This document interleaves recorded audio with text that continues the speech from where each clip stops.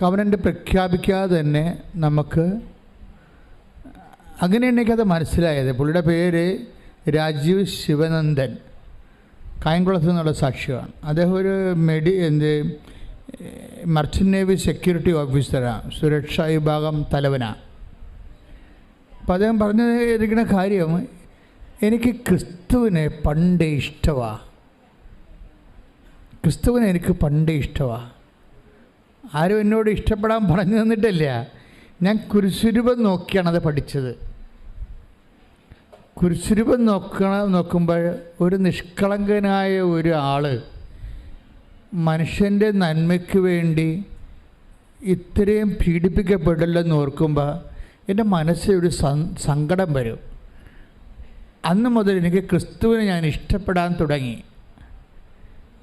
ഞാൻ എന്നിട്ട് പുള്ളി പറയും, എനിക്ക് ചില സമയത്ത് തോന്നുന്നു, എനിക്ക് വട്ടായിട്ടൊക്കെ തോന്നും. കാര്യം ഞാൻ ക്രിസ്തുവിനോട്, എൻ്റെ മനസ്സിലുള്ള ക്രിസ്തുവിനോട് ഞാൻ എൻ്റെ കപ്പൽ യാത്രയിൽ ഘോര സമുദ്രത്തിൽ ഞാൻ ഒറ്റപ്പെട്ടൊക്കെ നിൽക്കുമ്പോൾ, മുകളിൽ ആകാശവും താഴെ കടലുമായിട്ടൊക്കെ നിൽക്കുന്ന സമയത്ത് ഞാനിങ്ങനെ സംസാരിക്കും. ഞാൻ സംസാരിക്കണ എല്ലാം ക്രിസ്തുവിനോടാണ് സംസാരിക്കണത്. അപ്പോൾ ഞാൻ തന്നെ ഓർത്തത്, എന്ത് ഈ ഞങ്ങളൊക്കെ പഠിക്കുന്ന കാലത്ത് അൺനോൺ ക്രൈസ്റ്റ് ഓഫ് ഹിന്ദുയിസം എന്ന് കേട്ടിട്ടുണ്ട്. ബുക്കാണത്, റൈമണ്ട് പണിക്കറിൻ്റെ ഒരു പ്രഖ്യാതമായ പുസ്തകമാണ്. അതായത് ഹൈന്ദവേദികയിലെ അറിയപ്പെടാത്ത ക്രിസ്തു എന്ന്. അപ്പോൾ ഒത്തിരി ഒരു മനുഷ്യർ പ്രഖ്യാപിതമായ റിലിജൻ്റെ ഭാഗമല്ലാതിരിക്കുമ്പോൾ തന്നെ ക്രിസ്തുവിനെ ആരിഷ്ടപ്പെടുന്നുവോ അവർ ക്രിസ്തു ഇഷ്ടപ്പെട്ടിട്ട് ഒരു വല്ലാത്തൊരു സ്നേഹബന്ധം രൂപീകരിക്കാനുള്ള വലിയ സാധ്യതയുണ്ട് ബൈബിളിൽ. ബൈബിൾ മാത്രമല്ല, മനുഷ്യൻ്റെ അനുഭവ ജീവിതത്തിലും. അപ്പോൾ ഈ മനുഷ്യനിങ്ങനെ ഒരു ദിവസം ഇത്രയും ഒരു ബന്ധം ക്രിസ്തുവായിട്ടുണ്ട്. അദ്ദേഹം ക്രിസ്തു വഴിയാണ് മാതാവിലേക്ക് വന്നത്. നമ്മളൊക്കെ പഠിച്ചു വച്ചിരിക്കുന്നത് അമ്മ വഴി അമ്മ വഴി ക്രിസ്തുവിലേക്ക് വരാൻ പറ്റുമെന്നാണ്. ഇത് നേരെ ഡൗണായിട്ടുള്ള നേരെ താഴേക്കുള്ളൊരു സഞ്ചാരമാണ്. അപ്പോൾ ക്രിസ്തുവിനെ ഇഷ്ടപ്പെട്ട് കഴിഞ്ഞതിന് ശേഷം ക്രിസ്തുവിൻ്റെ അമ്മയെ ഇഷ്ടപ്പെട്ടു. അപ്പോൾ അദ്ദേഹത്തിൻ്റെ ഒരു അനുഭവം ഇന്നലെ പറഞ്ഞതേ, ഇവിടെ നിന്ന് പറഞ്ഞത് എനിക്ക് ഭയങ്കര ഇഷ്ടപ്പെടുന്നത്. അതായത് അദ്ദേഹം ഘോര സമുദ്രത്തിലൊരു മൺസൂൺ ടൈമാണ്. മൺസൂൺ ടൈം നമുക്കറിയാമല്ലോ, ജൂൺ ജൂലൈ മാസം. അപ്പോൾ ജൂൺ ജൂലൈ മാസത്തിൽ അദ്ദേഹത്തിൻ്റെ ബിസിനസ് നേവിയാണ്, മർച്ചൻ്റ് നേവി. അതിൻ്റെ ഷിപ്പ് പോകേണ്ടത് തെക്ക് പടിഞ്ഞാറോട്ടാണ് പോകേണ്ടത്. തെക്ക് പടിഞ്ഞാറോട്ട് അങ്ങനെ പോകാൻ പറ്റത്തില്ല ശരിക്കും പറഞ്ഞാൽ. തെക്ക് പടിഞ്ഞാറെന്നല്ല മൺസൂൺ വരണത്. അപ്പോൾ വലിയ തിരകൾ ഉയർന്ന് പൊങ്ങിയിട്ട് കപ്പലിന് സഞ്ചരിക്കാൻ പറ്റാതെ വരും. പക്ഷേ ആ ചാർട്ടേഡായിട്ടുള്ള ഒരു ബിസിനസ് ആയത് കാരണം പോകാതിരിക്കാനും പറ്റിയില്ല. അപ്പം നമ്മുടെ ജീവിതത്തിൽ ഇങ്ങനെ സംഭവിക്കുവേ, നമുക്കറിയാം പോയാൽ അപകടമാണ്, പക്ഷെ നമുക്ക് പോകാതിരിക്കാൻ പറ്റത്തില്ല. ഇങ്ങനെ ഒരു ത്രിസംഗുവിൽ നമ്മൾ ചെന്ന് ചാടും. ഈ ത്രിസംഗുവിൽ ചെന്ന് ചാടിയാലും ക്രിസ്തു തന്നെയാണ് നമുക്കൊരു പരിഹാരം. എന്താ കാര്യം വെച്ച് കഴിഞ്ഞാൽ, ക്രിസ്തു, ഞാൻ എപ്പോഴും നിങ്ങൾ പറയുന്ന ഉടമ്പടിയുടെ ഏറ്റവും ശക്തമായ വചനമാണ് ക്രിസ്തു എല്ലാമാണെന്നുള്ളത്. അതായത് സർവ്വസാധ്യതകളിങ്ങനെ അതായത് ഒരു കോടി ജന്മാന്തരങ്ങളിലൂടെ കടന്നു പോകുമ്പോഴും ഓരോ മനുഷ്യരും ഉണ്ടാകുന്ന ഓരോ സാധ്യതയ്ക്കും അവസ്ഥകൾക്കും ക്രിസ്തു മറുപടിയാണ്. കൈയിടിച്ച് കിടത്ത പരമതി കാരണത്തിന് അദ്ദേഹം പറയണത്, ഞങ്ങൾ 23 പേരുണ്ട് ഷിപ്പിലെ. ഞങ്ങൾ തെക്ക് പടിഞ്ഞോട്ട് സഞ്ചരിക്കുമ്പോൾ പെട്ടെന്ന് കടലിങ്ങനെ മല പോലെ ഇങ്ങനെ കപ്പലിന് മുകളിൽ ഉയർന്നു വരികയാണ്. നിങ്ങൾക്കറിയാമല്ലേ, കപ്പലിന് മേലെ മല ഉയർന്നു വന്ന് നമ്മളതിൻ്റെ യൂട്യൂബിൽ അത്തരം വീഡിയോസ് കിടപ്പുണ്ട്. എന്ന് വെച്ച് കഴിഞ്ഞാൽ മല പോലെ ഇങ്ങനെ ഉരുണ്ട് വരും. അപ്പം നമ്മൾ ഈ കപ്പലും അതുപോലെ തന്നെ മലയുടെ മുകളിലേക്ക് ഇങ്ങനെ ജലത്തിൻ്റെ മലയുടെ മുകളിലേക്ക് പോയിട്ട് ആ മല പെട്ടെന്ന് പുറകിലേക്ക് പതിഞ്ഞു പോകുമ്പോൾ പെട്ടോ എന്ന് പറഞ്ഞ് കപ്പൽ താഴേക്ക് വീഴും, ചിലപ്പോൾ കണ്ടിച്ചും പോകും. അപ്പോൾ ഒത്തിരി കടൽ പരിചയമുള്ള ക്യാപ്റ്റൻ ഉൾപ്പെടെയുള്ള ഒത്തിരി ആൾക്കാർ ഞങ്ങളുണ്ട്. പക്ഷെ ഞങ്ങൾക്ക് എല്ലാവരുടെയും മനസ്സ് കിടുകിടുത്തു പോയി, ഇതിൽ നിന്ന് രക്ഷപ്പെടുകയില്ലെന്ന് തോന്നി. കാര്യം പിന്നീട് അവിചാരിതമായിട്ട് വലിയൊരു കടൽത്താരിലേക്കാണ് ഞങ്ങൾ പോണത്. അത് ഇൻസ്റ്റൻ്റായിട്ട് അവിടെ ഉണ്ടായതാണ്, പണ്ടുണ്ടായിരുന്നതല്ല. ജിയോഗ്രഫിക്കൽ മാപ്പ് നോക്കുമ്പോൾ, ഓഷ്യൻ മാപ്പ് നോക്കുമ്പോൾ അവർക്ക് ചുഴികൾ എവിടെയാണ് എന്നൊക്കെ കൃത്യമായിട്ട് നേരത്തെ അറിയാൻ പറ്റും. നമ്മുടെ ഗൂഗിൾ ചെയ്ത പോലെ ഗൂഗിൾ നമുക്ക് ഗൈഡ് ചെയ്ത് വരത്തില്ല. അതുപോലെ കടലിലും ചുഴികൾ സ്ഥിരമായിട്ടുള്ള സ്ഥലങ്ങളുണ്ട്. ഇത് പുതുതായിട്ട് കാറ്റ് വന്നപ്പോൾ പുതുതായിട്ട് രൂപപ്പെട്ട ചുഴിയുടെ, പാതാള ചുഴിയുടെ വക്കിൽ പോയി കപ്പലെത്തും. കപ്പലെത്തിക്കഴിഞ്ഞിട്ട് പെട്ടെന്ന് കപ്പലിൻ്റെ യന്ത്രം നിന്ന് പോകും. അപ്പം മനസ്സിലായി, യന്ത്രം നിന്ന് പോയാൽ പിന്നെ ചുക്കാനൊന്നും പ്രവർത്തിക്കത്തില്ല, തിര തട്ടി നശിപ്പിച്ച് എല്ലാം മുക്കിക്കളയും. അതുപോലെ തന്നെ പെട്ടെന്ന് അപ്പം ഈ മനുഷ്യൻ മാത്രം ഇങ്ങനെ പ്രാർത്ഥിച്ചുകൊണ്ടിരിക്കണം ഇതിൻ്റെ അകത്ത്, അങ്ങനെ മാത്രം പ്രാർത്ഥിച്ചുകൊണ്ടിരിക്കുകയാണ്. അപ്പോഴാദ്യമായിട്ട് ചങ്ക കൊണ്ടിട്ട് പെട്ടെന്ന് ഇങ്ങനെ ഇരുട്ട് കയറി ചുറ്റിന്. അപ്പം മനസ്സിലായി മുങ്ങിപ്പോയി കപ്പലെന്ന്, ഈ വെള്ളത്തിൻ്റെ അടിയിലാണ് തങ്ങളെന്ന് മനസ്സിലായി. അപ്പം ഞാൻ പോവുകയാണ്, അദ്ദേഹം കരയുന്നുണ്ട്, ഞാൻ പോവുകയാണ് മാതാവേ എന്ന് പറഞ്ഞ്. അപ്പം മാതാവെന്നാണ് വിളിച്ചത്. ഞാൻ പോവുകയാണ് മാതാവേ എന്ന് പറഞ്ഞ് ഒറ്റക്കരച്ചിൽ. പെട്ടെന്ന് നോക്കിയപ്പോൾ എല്ലാം വെളുത്ത് നല്ല പ്രകാശത്തിൽ ഇങ്ങനെ ആകാശം കാണാൻ പറ്റി. അപ്പോൾ മനസ്സിലായി ഞങ്ങളെ മാതാവ് ചുഴിയെന്ന് കരകയറ്റിയെന്ന്. കൈയിടിച്ച് കർത്താസുടലി.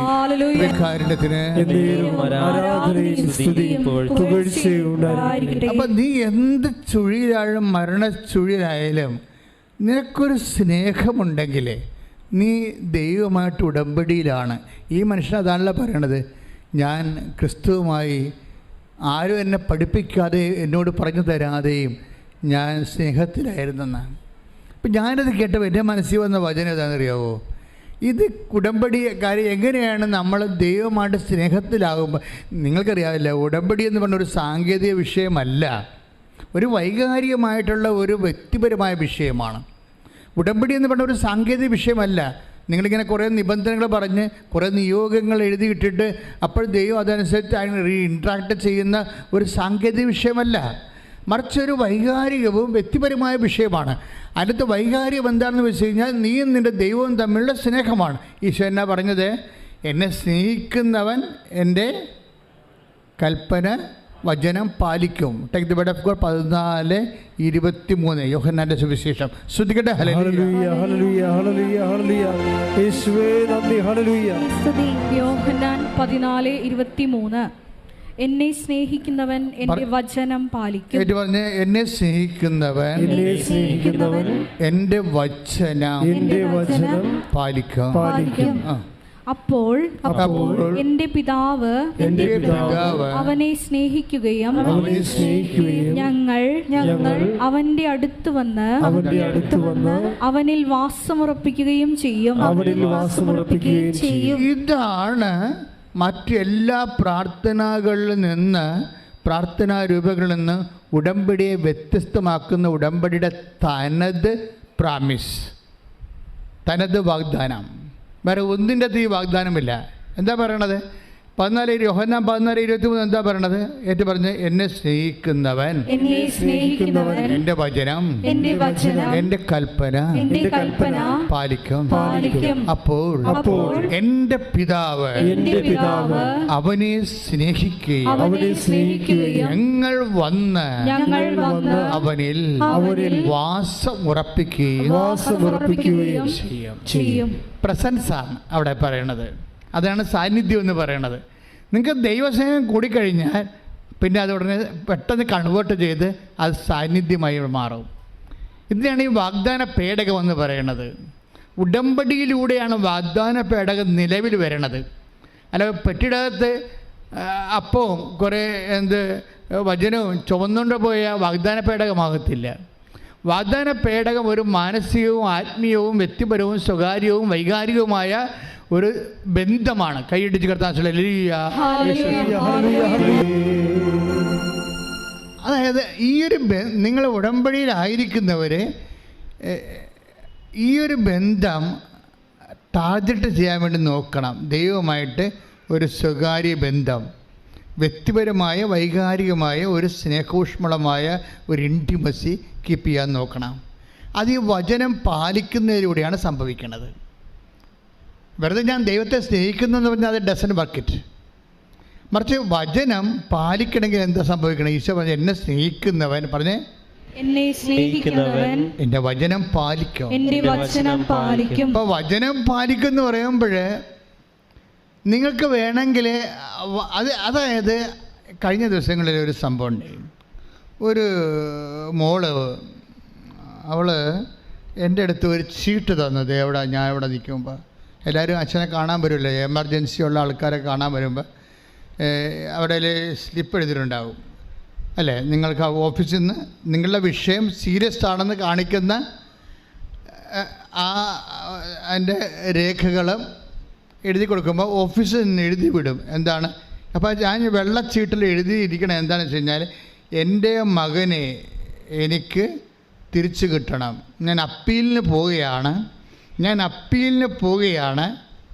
കീഴ്ക്കോടതിയിൽ നിന്ന് ഞാൻ തോറ്റു, അത് മേൽക്കോടതിയിലേക്ക് ഞാൻ അപ്പീലിന് പോവുകയാണ്. എൻ്റെ മകനെ എനിക്ക് തിരിച്ചു കിട്ടണം. അപ്പം ഞാനിത് വായിച്ചപ്പോൾ അപ്പോൾ ഈശോ പറയുന്നുണ്ട്, എന്തോ പന്തികേടിൻ്റെ തൊണ്ടെന്ന് എന്നോട് പറയുന്നുണ്ട്. പക്ഷെ ഞാൻ ഉടനെ ചോദിച്ചില്ല. അവളുടെ ഊഴമായപ്പോൾ അവളുടെ തലയെ കൈവച്ചപ്പോൾ ഞാൻ ഒരു ചോദ്യം ചോദിച്ചു. എന്താ ചോദ്യം ചോദിച്ചത്? നിങ്ങൾക്ക് വേറെ ഒരു മകനുണ്ടല്ലോ എന്നാണ് ചോദിച്ചത്. അതാണ് ഞാൻ ചോദിച്ചത്. അപ്പോൾ അവൾ പറഞ്ഞു, ഈ മകൻ്റെ ഇളയ മകനുണ്ട്, ഒരു അനിയനുണ്ടെന്ന് പറഞ്ഞു. അപ്പോൾ നിനക്ക് 2 മകനുണ്ടല്ലേ? ശരി, ആ 2 മകനുണ്ട്. ശരി, അപ്പോൾ നീ പിരിഞ്ഞു എന്ന് പറയുന്ന ഭർത്താവിൻ്റെ കയ്യിൽ എത്ര മക്കളുണ്ടെന്ന് ചോദിച്ചു. അപ്പോൾ പറഞ്ഞ് അയാൾക്ക് മക്കളൊന്നുമില്ല, മക്കളൊക്കെ എൻ്റെ കൂടെയാണെന്ന് പറഞ്ഞു. അപ്പോൾ ഞാൻ ചോദിച്ചു, നീ ആ മനുഷ്യൻ വീണ്ടും കല്യാണം കഴിച്ചോ എന്ന് ചോദിച്ചു. അപ്പോൾ അയാൾ പറഞ്ഞ് ഇല്ല, കല്യാണം കഴിച്ചതെന്ന് പറഞ്ഞു. നീ കല്യാണം കഴിച്ചോ എന്ന് ചോദിച്ചു. അപ്പോൾ ഞാൻ കല്യാണം കഴിച്ചു എന്ന് പറഞ്ഞു. ഞാൻ അമ്പടി കള്ളി എന്താ? അപ്പോൾ ഞാൻ പറഞ്ഞു, നിന്നെ കെട്ടിയത് കൊണ്ട് ആ മനുഷ്യൻ്റെ ജീവിതം വഴിയാധാരമായി അല്ലേ? ഇവിടുത്തെ ഈ രാജ്യത്തിന് നിയമം പറഞ്ഞിരിക്കുന്നത് എന്താണ്? മൂത്ത മകൻ അവന് അപ്പൻ്റെ കൂടെ പോകാൻ ഇഷ്ടമുണ്ട്, കോടതി അവൻ ധരിപ്പിച്ചു, അപ്പം നിയമപരമായിട്ട് പോകാം. ഇവൾ വിടത്തില്ല, ഇവൾ ഹൈക്കോടതി പോവുകയാണ്. അപ്പോൾ ആ മനുഷ്യൻ്റെ ജീവിതം നശിപ്പിക്കുകയാണ്. ആ മനുഷ്യനെ വഴിയാതെ ഗതികിട്ട പ്രേതമാക്കി മാറ്റിയിട്ട് ഇവൾ വീണ്ടും കല്യാണം കഴിച്ച് അയാളുടെ 2 കുഞ്ഞുങ്ങളെ അടിച്ചെടുത്ത്. മനസ്സിലായില്ലേ? ഇപ്പം എന്താ ഞാൻ പറഞ്ഞത്? ഒരു കുഞ്ഞിനെയും കൊടുത്തില്ല എന്നുണ്ടെങ്കിൽ ഞാൻ ഒരു കാര്യം നിന്നോട് ഞാൻ രഹസ്യം പറഞ്ഞാന്ന് പറഞ്ഞാൽ അവളുടെ ചെവിയിൽ രഹസ്യം പറഞ്ഞു കൊടുത്തിട്ടുണ്ട്. നിൻ്റെ അന്ത്യം നീ അടിച്ചു മാറ്റാൻ പോകുന്ന കുഞ്ഞിലൂടെ ആയിരിക്കുമെന്ന്. വേറെ എന്താ രഹസ്യം? വളരെ ആത്മാർത്ഥമായിട്ട് വളരെ മധുരമായ ഒരു രഹസ്യം. പോരെ? പണിയായില്ലേ? അത് സ്നേഹമില്ല. ഉടമ്പടിയെപ്പോലും ആൾക്കാർ അവരുടെ സ്വാർത്ഥമായ കാര്യങ്ങൾ നേടാൻ വേണ്ടി എടുക്കുമ്പോഴെന്താ പ്രശ്നം? എങ്ങനെയാണ് ദൈവം വസിക്കണത്? കർത്താവ് ഇങ്ങനെ ഒന്നും രക്ഷപ്പെട്ടു പോകാൻ പറ്റത്തില്ല മക്കളെ. നിങ്ങൾ വിചാരിക്കണ എന്തെങ്കിലും കൊണ്ടുവന്ന് എഴുതിയിടുമ്പോൾ എല്ലാം ഓക്കെ ആവുന്ന, എല്ലാം പോക്കാകേ ഉള്ളൂ. എന്താ കാര്യം വെച്ച് കഴിഞ്ഞാൽ നിങ്ങൾ ചിന്തിക്കണം, ഇത് സ്നേഹത്തിന് നിരക്കണതാണോ, ഇത് ദൈവത്തിന് നിരക്കണതാണോ എന്ന് നിങ്ങൾ ചിന്തിക്കണം. ദൈവത്തിന് നിരക്കാത്തൊരു കാര്യം ദൈവത്തോട് ചോദിച്ചാൽ ഇവിടെ വെറുതെ ഉടമ്പടി എടുത്ത് പണി മേടിച്ച പോലെയാകും. കാര്യം നീ എന്തുമാത്രം ദുഷ്ടയാണ്, എന്തുമാത്രം ദുഷ്ടനാണെന്ന് ദൈവത്തിന് പ്രഖ്യാപിതമായി തെളിവ് കൊടുക്കുകയാണ്. മനസ്സിലായ? എപ്പോഴും നമ്മൾ ശ്രദ്ധിക്കേണ്ട ഒരു വിഷയം എന്ന് വെച്ച് കഴിഞ്ഞാൽ ഇതിനകത്ത് വിട്ടുവീഴ്ചകൾ നമ്മൾ ചെയ്യണത് ദൈവത്തിൻ്റെ വചനത്തിൻ്റെ അടിസ്ഥാനത്തിലാണ്, നമ്മുടെ താല്പര്യത്തിൻ്റെ അടിസ്ഥാനത്തിലല്ല. അതാണ് ഈശോ പറയണത്. എന്താ ഈശോ പറഞ്ഞിരിക്കുന്നത്? എന്നെ സ്നേഹിക്കുന്നവൻ എന്നെ സ്നേഹിക്കുന്നവൻ എൻ്റെ വചനം പാലിക്കും, എൻ്റെ വചനം പാലിക്കും. അപ്പോൾ ഞങ്ങൾ വന്ന് അവനിൽ വസിക്കും. അപ്പോൾ ഈ നമ്മൾ ദൈവത്തിൻ്റെ വചനം പാലിച്ചു കഴിയുമ്പോൾ നിങ്ങൾക്കറിയാമല്ലോ വചനത്തിൻ്റെ പ്രത്യേകത എന്താണ്? വചനത്തിൻ്റെ പ്രത്യേകത, ഞാൻ നിങ്ങളോട് പറഞ്ഞ വചനം നിമിത്തം ആ വചനം നമ്മൾ സ്വീകരിക്കണമെങ്കിൽ നമുക്ക് ചെവി ഉണ്ടായിട്ട് കാര്യമില്ല. ചെവി ഉണ്ടായാൽ കേൾക്കാം, ആർക്ക് വേണമെങ്കിലും വചനം കേൾക്കാം. വചനം കേൾക്കുന്നതും വചനം സ്വീകരിക്കുന്നതും 2 കാര്യമാണ്. വചനം ആർക്ക് വേണമെങ്കിലും കേൾക്കാം. വചനം കേൾക്കണമെങ്കിൽ ഈ ഓഡിയോ അപ്പാരറ്റസ് കൃത്യമായിട്ട് വർക്ക് ചെയ്താൽ മതി. നമുക്ക് വചനം കേൾക്കാൻ പറ്റും, പക്ഷെ അത് ഡസൻ വർക്ക് ഇറ്റ്. പിന്നെ എന്താ ചെയ്യണത്? വചനം സ്വീകരിക്കണത് എങ്ങനെയാണ്? ഈശോ പറഞ്ഞത് എന്നെ സ്നേഹിക്കുന്നവൻ എന്നെ സ്നേഹിക്കുന്നവൻ എൻ്റെ വചനം സ്വീകരിക്കും. അപ്പോഴാദ്യം ഇത് ബേസിക് എന്താണ്? ഇതിൻ്റെ ദൈവത്തെ സ്നേഹിക്കുകയാണ്. ദൈവത്തെ സ്നേഹിക്കുക എന്ന് വെച്ച് കഴിഞ്ഞാൽ അതിൻ്റെ അർത്ഥം സ്വർഗം വരെ, നിത്യത വരെ ദൈവത്തെ സ്നേഹിക്കുകയാണ്. അല്ലാതെ ഒരു പ്രത്യേക ഇൻസിഡൻറ്റിന് വേണ്ടി ദൈവത്തെ സ്നേഹിക്കുകയല്ല. നിങ്ങൾ പലപ്പോഴും ചെയ്യുന്നത് IELTS പാസ്സാകാൻ വേണ്ടി ദൈവത്തെ സ്നേഹിക്കും, കാനഡയിൽ പോകാൻ വേണ്ടി ദൈവത്തെ സ്നേഹിക്കും, PR കിട്ടാൻ വേണ്ടി ദൈവത്തെ സ്നേഹിക്കും, മക്കളുണ്ടെങ്കിൽ മക്കൾക്ക് കിട്ടാൻ വേണ്ടി ദൈവത്തെ സ്നേഹിക്കും, കടയിൽ ആൾക്കാർ വരുന്നില്ലെങ്കിൽ, കസ്റ്റമേഴ്സ് ഇല്ലെങ്കിൽ കസ്റ്റമേഴ്സ് കിട്ടാൻ വേണ്ടി ദൈവത്തെ സ്നേഹിക്കും. ഇങ്ങനെ കസ്റ്റമറി ആയിട്ടുള്ള ഒരു സ്നേഹമില്ല. ദൈവത്തെ സ്നേഹിക്കുകയെന്ന് വെച്ച് കഴിഞ്ഞാൽ നിങ്ങളുടെ അപ്പനെ സ്നേഹിക്കണ പോലെ അല്ല. അപ്പൻ കുറച്ച് കഴിയുമ്പോൾ ചത്തുപോകും. അമ്മയെ സ്നേഹിക്കണ പോലെ അല്ല, അമ്മയും കുറച്ച് കഴിയുമ്പോൾ ചത്തുപോകും. ഭാര്യയെ സ്നേഹിക്കണ പോലെ അല്ല, ഭാര്യ കുറച്ച് കഴിയുമ്പോൾ ചത്തുപോകും. അല്ലെങ്കിൽ ഭർത്താവ് കുറച്ച് കഴിയുമ്പോൾ ചത്തുപോകും. നിത്യമായ ഒരു വ്യക്തിയുമായിട്ടാണ് നിങ്ങൾ സ്നേഹിക്കണമെന്ന് വെച്ച് കഴിഞ്ഞാൽ അതൊരു കാലിക സ്നേഹമല്ല. ദൈവത്തെ സ്നേഹിക്കുക എന്ന് വെച്ചാൽ നിത്യത വരെ സ്നേഹിക്കുന്നതാണ്. Praise the Lord. പ്രാർത്ഥിക്കുക. കർത്താവായ ദൈവമേ, അങ്ങയെ സ്നേഹിക്കുന്നത് നിത്യത വരെയുള്ള എൻ്റെ ജീവിതത്തെ സ്വാധീനിക്കുന്ന വിഷയമായി ഉടമ്പടിയിലൂടെ തിരിച്ചറിഞ്ഞതിലെ ഞാൻ അങ്ങേക്ക് നന്ദി പറയുന്നു. കർത്താവേ, ഈ വചനങ്ങളുടെ ജീവിതാർത്ഥങ്ങളെ എന്നെ അഭിഷേകമായി ബോധ്യപ്പെടുത്തണമേ.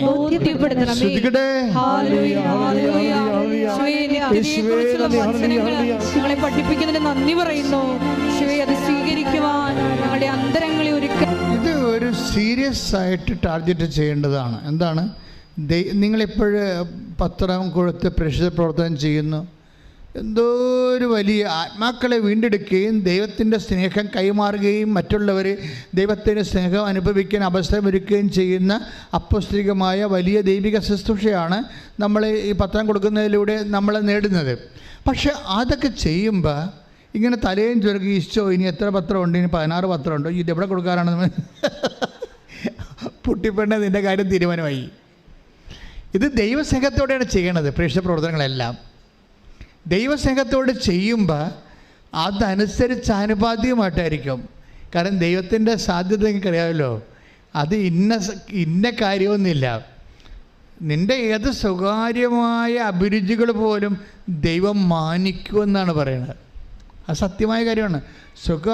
സ്വകാര്യമായ അഭിരുചികളെ ചിലപ്പോൾ നമ്മുടെ ഭർത്താവ് മാനിക്കത്തില്ല. പൊടി ഇതൊക്കെ പൊട്ടാത്തരങ്ങളുണ്ട്, എൻ്റെ അടുത്ത് വരരുതെന്ന് പറയും. അപ്പോൾ ചിലപ്പോൾ ഭാര്യ മാനിക്കത്തില്ല. പക്ഷെ നിൻ്റെ സ്വകാര്യമായ ഇന്നലെ മെനയെന്നൊരു സാക്ഷ്യം ഉണ്ടായി. ആ കുട്ടി പേര് പറഞ്ഞിട്ടില്ല, കാക്കനാടുന്നാ. പക്ഷേ ഇന്ന് ഞാൻ അപ്പ് ചെയ്തിട്ടുണ്ട് ആ സാക്ഷ്യം. ഇവളെ പ്രസവിച്ച് കഴിഞ്ഞപ്പോൾ ആശുപത്രി കിടക്കുകയാണ്. പ്രസവിച്ച് കഴിഞ്ഞപ്പോഴേ അവൾക്ക് ഉള്ളിലൊരു കൊതി. അവളെ മാതാവിനോട് എന്നിട്ട് ആ കൊതി പറയും. എന്താ കൊതി എന്ന് വെച്ചാൽ അവൾക്ക് ചൂട് ചോറ് വേണം, അച്ചിങ്ങാത്തോരൻ വേണം. നിങ്ങൾ ചിന്തിച്ച് നോക്കിയേ. കേട്ടാൽ ഇതൊരു വിധം കോമഡിയായിട്ട് തോന്നും.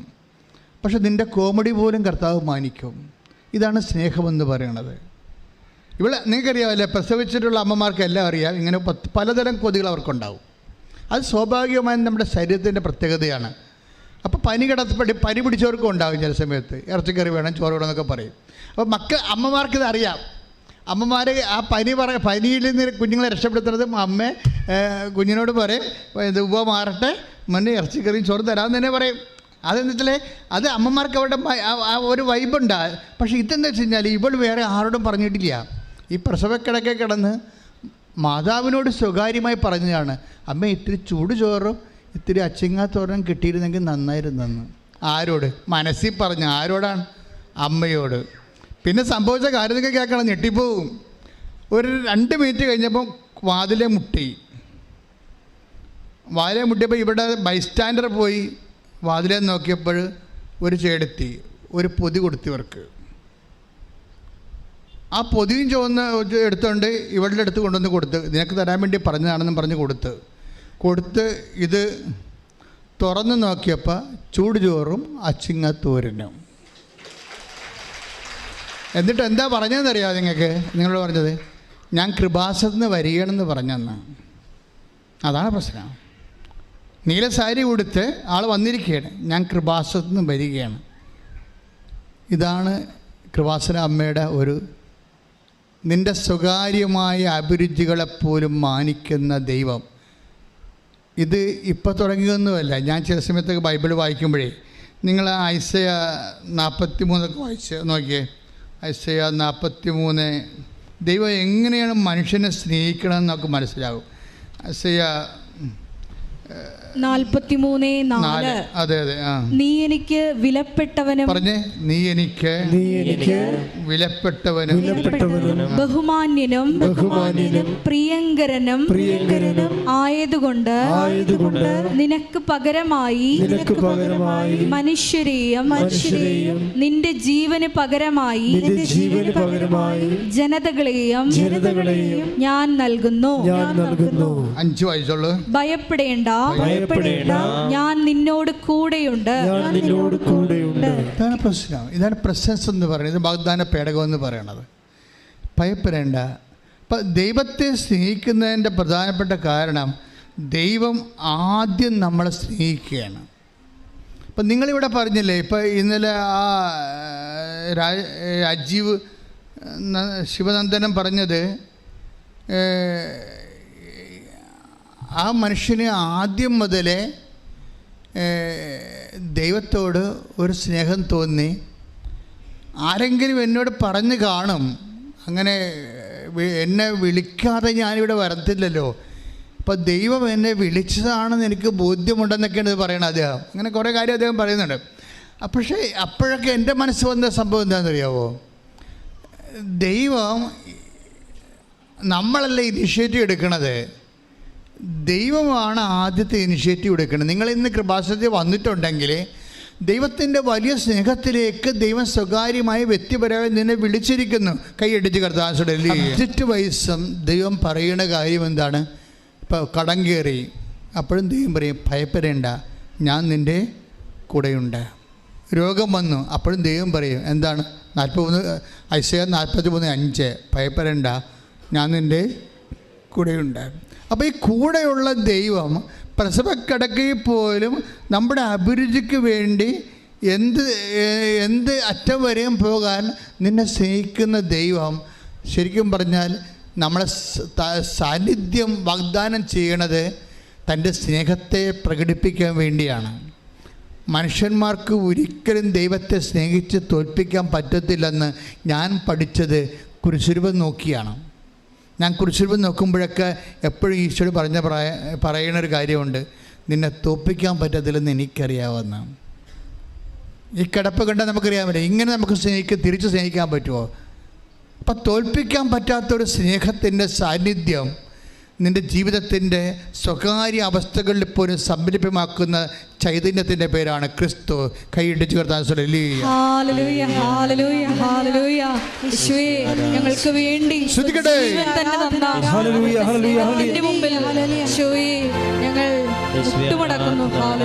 ദിവസങ്ങളിൽ സാക്ഷ്യം പറഞ്ഞു. അത് എൻ്റെ മനസ്സിനെ സ്പർശിക്കുന്ന സാക്ഷ്യങ്ങളാണ് ഞാൻ നിങ്ങളോട് പറയേണ്ടത്. ബിജോ കീച്ചേരി എന്നെ പറഞ്ഞു വെച്ചാൽ ഉടമ്പടി എന്താണ് അദ്ദേഹത്തിന് കൊടുത്തതെന്ന് പറയുന്നുണ്ട്.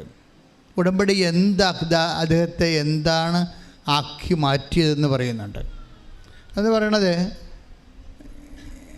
ഞാനിപ്പോഴ് പുറത്തിറങ്ങുമ്പോഴൊക്കെ എന്നേക്കാൾ കഷ്ടപ്പെട്ടവരെ ഞാൻ നോക്കും, ശ്രദ്ധിക്കും. പൈസ ഇല്ലാത്തവർ, രോഗികളെ, ആശുപത്രിയിൽ കിടക്കുന്ന വേദനപ്പെടുന്നവരെ, കുടുംബങ്ങളിൽ എന്നോട് പ്രയാസങ്ങൾ പറയുന്നവരെ എല്ലാം ഞാൻ ശ്രദ്ധിക്കാൻ തുടങ്ങി. പക്ഷേ അതൊക്കെ മുമ്പ് അദ്ദേഹം പറയുന്നുണ്ട്, ഉടമ്പടി എടുക്കുന്ന മുമ്പ് എനിക്കൊരു മനസ്സുതി ഉണ്ടായിരുന്നു. ബിജോ പറയണതാണ്, ഉടമ്പടി എടുക്കുന്ന മുമ്പ് എനിക്കൊരു മനസ്സുതി, എന്നെക്കാളും മേൽ ആരൊക്കെ ഉണ്ടെന്ന് ഞാൻ നോക്കും. എന്നിട്ട് ഞാൻ അവരെപ്പോലെ എനിക്കാകുന്നില്ലല്ലോ എന്നോർത്തൊരു കോമ്പറ്റ് ചെയ്യും മനസ്സുകൊണ്ട്. മനസ്സിലായില്ലേ? ഉടമ്പടി നിങ്ങളുടെ ജീവിതത്തെ രണ്ടായിട്ട് തിരിക്കുന്നുണ്ടെന്ന് ഇപ്പോൾ വ്യക്തമായില്ലേ? ഉടമ്പടി എടുക്കുന്നത് വരെ ഞാൻ ചിന്തിച്ചത്, എത്ര പേര് ഞങ്ങളുടെ കുടുംബത്തിൽ നിന്ന് കാനഡയിൽ പോയി, എത്ര പേർക്ക് എത്ര സെൻറ്റ് സ്ഥലമുണ്ട്, ഞങ്ങൾക്ക് 40 സെൻറ്റ്, എന്നേക്കാൾ സ്ഥലമുള്ള കൂടുതലുണ്ട്, കൊച്ചാപ്പൻ്റെ മോന് 60 സെൻറ്റ്, എൻ്റെ ഭാര്യയുടെ അനിയത്തിൻ്റെ വീട്ടുകാർക്ക് 2 ഏക്കർ. അപ്പോൾ എന്നേക്കാൾ മുകളിലുള്ളവരെയാണ് ഞാൻ എപ്പോഴും നോക്കിക്കൊണ്ടിരുന്നത്. ഉടമ്പടി എടുക്കുന്നവരെ എന്നേക്കാളും മുകളിലുള്ളവർ ആരാണ്, അവരൊക്കെ കോമ്പീറ്റ് ചെയ്യാൻ വേണ്ടി, അവരൊക്കെ തറ പറ്റിക്കാൻ വേണ്ടി അവരുമായിട്ട് ഞാൻ മത്സരത്തിന് സമയം കുറിച്ചുകൊണ്ടൊരു ജീവിതമാണ് എൻ്റേത്. ഉടമ്പടി എടുത്തു കഴിഞ്ഞപ്പോൾ ഞാൻ നോക്കണത് എന്താണ്, ഞാൻ എന്നേക്കാൾ താഴെയുള്ളവരെ എന്തുമാത്രം സഹായിക്കാൻ പറ്റും. അതാണ് വിഷയം. ആ മനുഷ്യൻ്റെ ദൈവസ്നേഹം നിറഞ്ഞപ്പോൾ എന്നേക്കാൾ താഴെയുള്ളവരെന്ന് പറയുന്നത് ആരാണ്? അതെല്ലാം ക്രിസ്തുവായിരിക്കും. മനസ്സിലായില്ലേ? നിന്നേക്കാൾ താഴെ ഉള്ളവരെന്ന് പറഞ്ഞാൽ ആരായിരിക്കും? അത് ക്രിസ്തുവായിരിക്കും. ക്രിസ്തു എപ്പോഴും നിനക്ക് താഴെ ആയിരിക്കും എന്ന് ബൈബിൾ പറയുന്നുണ്ട്. എന്താണ്? ഞാൻ രോഗിയായിരുന്നു, ഞാൻ നഗ്നനായിരുന്നു, ഞാൻ കാരാഗൃഹത്തിലായിരുന്നു, ഞാൻ പരദേശിയായിരുന്നു, നിങ്ങളെനിക്ക് ഭക്ഷണം തന്നു, നിങ്ങളെന്നെ സന്ദർശിച്ചു. കണ്ട? അപ്പോൾ എന്നേക്കാൾ താഴെയുള്ളവർ ആരായിരിക്കും? ക്രിസ്തുവായിരിക്കും. ഈ മനുഷ്യനിപ്പോൾ ബിജു എന്താ പറയണത്? ഞാൻ നേരത്തെ ലോകത്തിൻ്റെ സന്തതിയായിരുന്നു, ജഡിക സന്തതിയായിരുന്നു. അപ്പോൾ എന്നേക്കാൾ മുകളിൽ ആരുണ്ട്, അവനൊക്കെ അടിച്ചിടാൻ എന്താ മാർഗമെന്ന് പറഞ്ഞുകൊണ്ട് ഞാനിങ്ങനെ വടിയും വഴുകയും എടുത്ത് അമ്പും വില്ലും എടുത്ത് നടക്കിയിരുന്നു. ഇപ്പോൾ ഞാൻ താറി എന്ത് ചെയ്ത്, എന്നേക്കാൾ താഴെയുള്ളവർ ഞാൻ ദൈവത്തിൻ്റെ മുഖച്ഛായ കണ്ടുകൊണ്ട് നോക്കാൻ തുടങ്ങി, ശുശ്രൂഷിക്കാൻ തുടങ്ങി, അവർക്ക് പങ്കുവെക്കാൻ തുടങ്ങി. ഞാൻ തന്നെ ക്രിസ്തുവിനെ തേടി അലയാൻ തുടങ്ങി. ഉടമ്പടി നിന്നെ ക്രിസ്തുവിനെ അന്വേഷിച്ചുള്ളൊരു യാത്രയാക്കി മാറ്റും. കൈയിടിച്ച് കർത്താവേ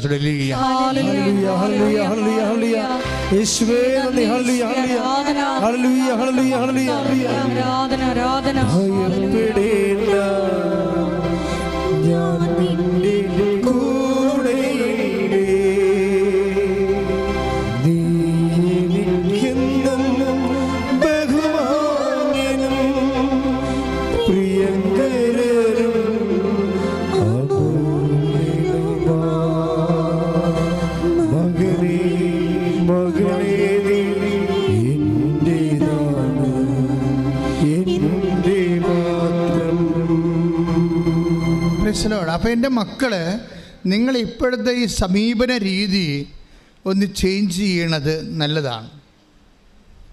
എന്താ വെച്ച് കഴിഞ്ഞാൽ, നിങ്ങൾ ഇപ്പോൾ ഒരു ഉടമ്പടി ചെയ്തതിന് ശേഷം, നിങ്ങൾ ഉടമ്പടി ചെയ്യുന്നതിന് മുമ്പ് ഒരു ജഡിക സന്തതിയാണെങ്കിൽ അതുപോലെ തന്നെ ജോലി, വീട്, വിവാഹം, അങ്ങനെ ഓരോ കാര്യത്തിലാണ് നമ്മൾ ഉടമ്പടി ചെയ്യണത്. അത് തീർച്ചയായിട്ടും നടക്കും, അതല്ല പ്രശ്നം. നിങ്ങൾ അതിൽ മാത്രം ലിമിറ്റ് ചെയ്യുന്നു എന്നുള്ളതാണ് പ്രശ്നം. നമ്മുടെ ഉടമ്പടിയെ ഒരു പരീക്ഷ പാസ്സാകുന്നതും ഒരു ഇൻ്റർവ്യൂവും ഒരു സ്ഥലം വിൽക്കുന്നതുമായിട്ടുള്ള വിഷയമായിട്ട് ഉടമ്പടിയെ ലിമിറ്റ് ചെയ്യാം. ഉടമ്പടി അതിനുവേണ്ടി മാത്രമാണ് സ്ഥാപിച്ചതല്ല. ഉടമ്പടി എന്തിന് സ്ഥാപിച്ചതാണ്? ദൈവത്തിന് നമ്മുടെ കൂടെ കൂട്ടുവസിപ്പിന് വേണ്ടി സ്ഥാപിച്ചതാണ്. അതാണ് പറഞ്ഞത്. അതാണ് 14:23 നമ്മൾ വായിച്ചത്, യോഹന്നാൻ്റെ സുവിശേഷം. എന്താണ്? നിങ്ങൾ എൻ്റെ ഉടമ്പടി പാലിക്കുകയും വചനം പാലിക്കുകയും അപ്പോൾ ഞങ്ങൾ വന്ന് നിങ്ങളിൽ വാസം ഉറപ്പിക്കുകയും ചെയ്യും. അപ്പോൾ കൂട്ടുവസിപ്പിന് വേണ്ടിയാണ്. ഈ കൂട്ടുവസിപ്പ് നടക്കുമ്പോഴാണ് ഈ 43:5 വർക്കൗട്ട് ചെയ്യണത് ഐസയാ.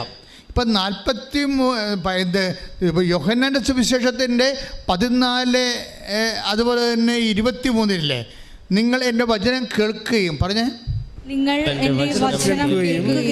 നിങ്ങൾ എന്നെ സ്നേഹിക്കുകയും എൻ്റെ വചനം പാലിക്കുകയും ചെയ്യുമ്പോൾ പിതാവ് നിങ്ങളെ സ്നേഹിക്കുകയും ഞങ്ങൾ വന്ന് നിങ്ങളിൽ വാസമുറപ്പിക്കുകയും ചെയ്യും. അപ്പോൾ വാസമുറപ്പിക്കുക എന്നുള്ള വിഷയത്തിനാണ് ഉടമ്പടി ദൈവിക പ്രാധാന്യം കൊടുക്കുന്നത്. അതിൻ്റെ അൾട്ടിമേറ്റ് എയിം അതാണ്, ആത്യന്തികമായ ലക്ഷ്യം അതാണ്. നമ്മളതിനെ വളരെ ചെറിയ ഒരു മിനിമം പ്രോഗ്രാമായിട്ട് വീട് കിട്ടിയില്ലല്ലോ, ജോലി കിട്ടിയില്ലല്ലോ, ലൈഫ് മിഷൻ്റെ ലോൺ കിട്ടിയില്ലല്ലോ, ഇങ്ങനെയൊക്കെ കൊച്ചു കൊച്ചു കാര്യങ്ങൾ പറഞ്ഞ് ദൈവത്തിനെ നാണം കെടുത്തുന്ന കുട്ടി മനുഷ്യരായിട്ട് മാറും. മനുഷ്യരാണ്, പക്ഷെ കുട്ടി മനുഷ്യരാണ്. എന്ന് വെച്ച് കഴിഞ്ഞാൽ കുഞ്ഞു കാര്യങ്ങൾക്കിടെ തമ്പുരാനായിട്ട് ദൈവത്തെ ഇങ്ങനെ റെഡ്യൂസ് ചെയ്യും. അപ്പം അങ്ങനെ ഒരു ഉടമ്പടി വരണ്ടു പോകാൻ സാധ്യതയുണ്ട്. ഇവിടെ ഉടമ്പടിക്ക് വലിയ ലക്ഷ്യങ്ങളാണ് ഉള്ളത്.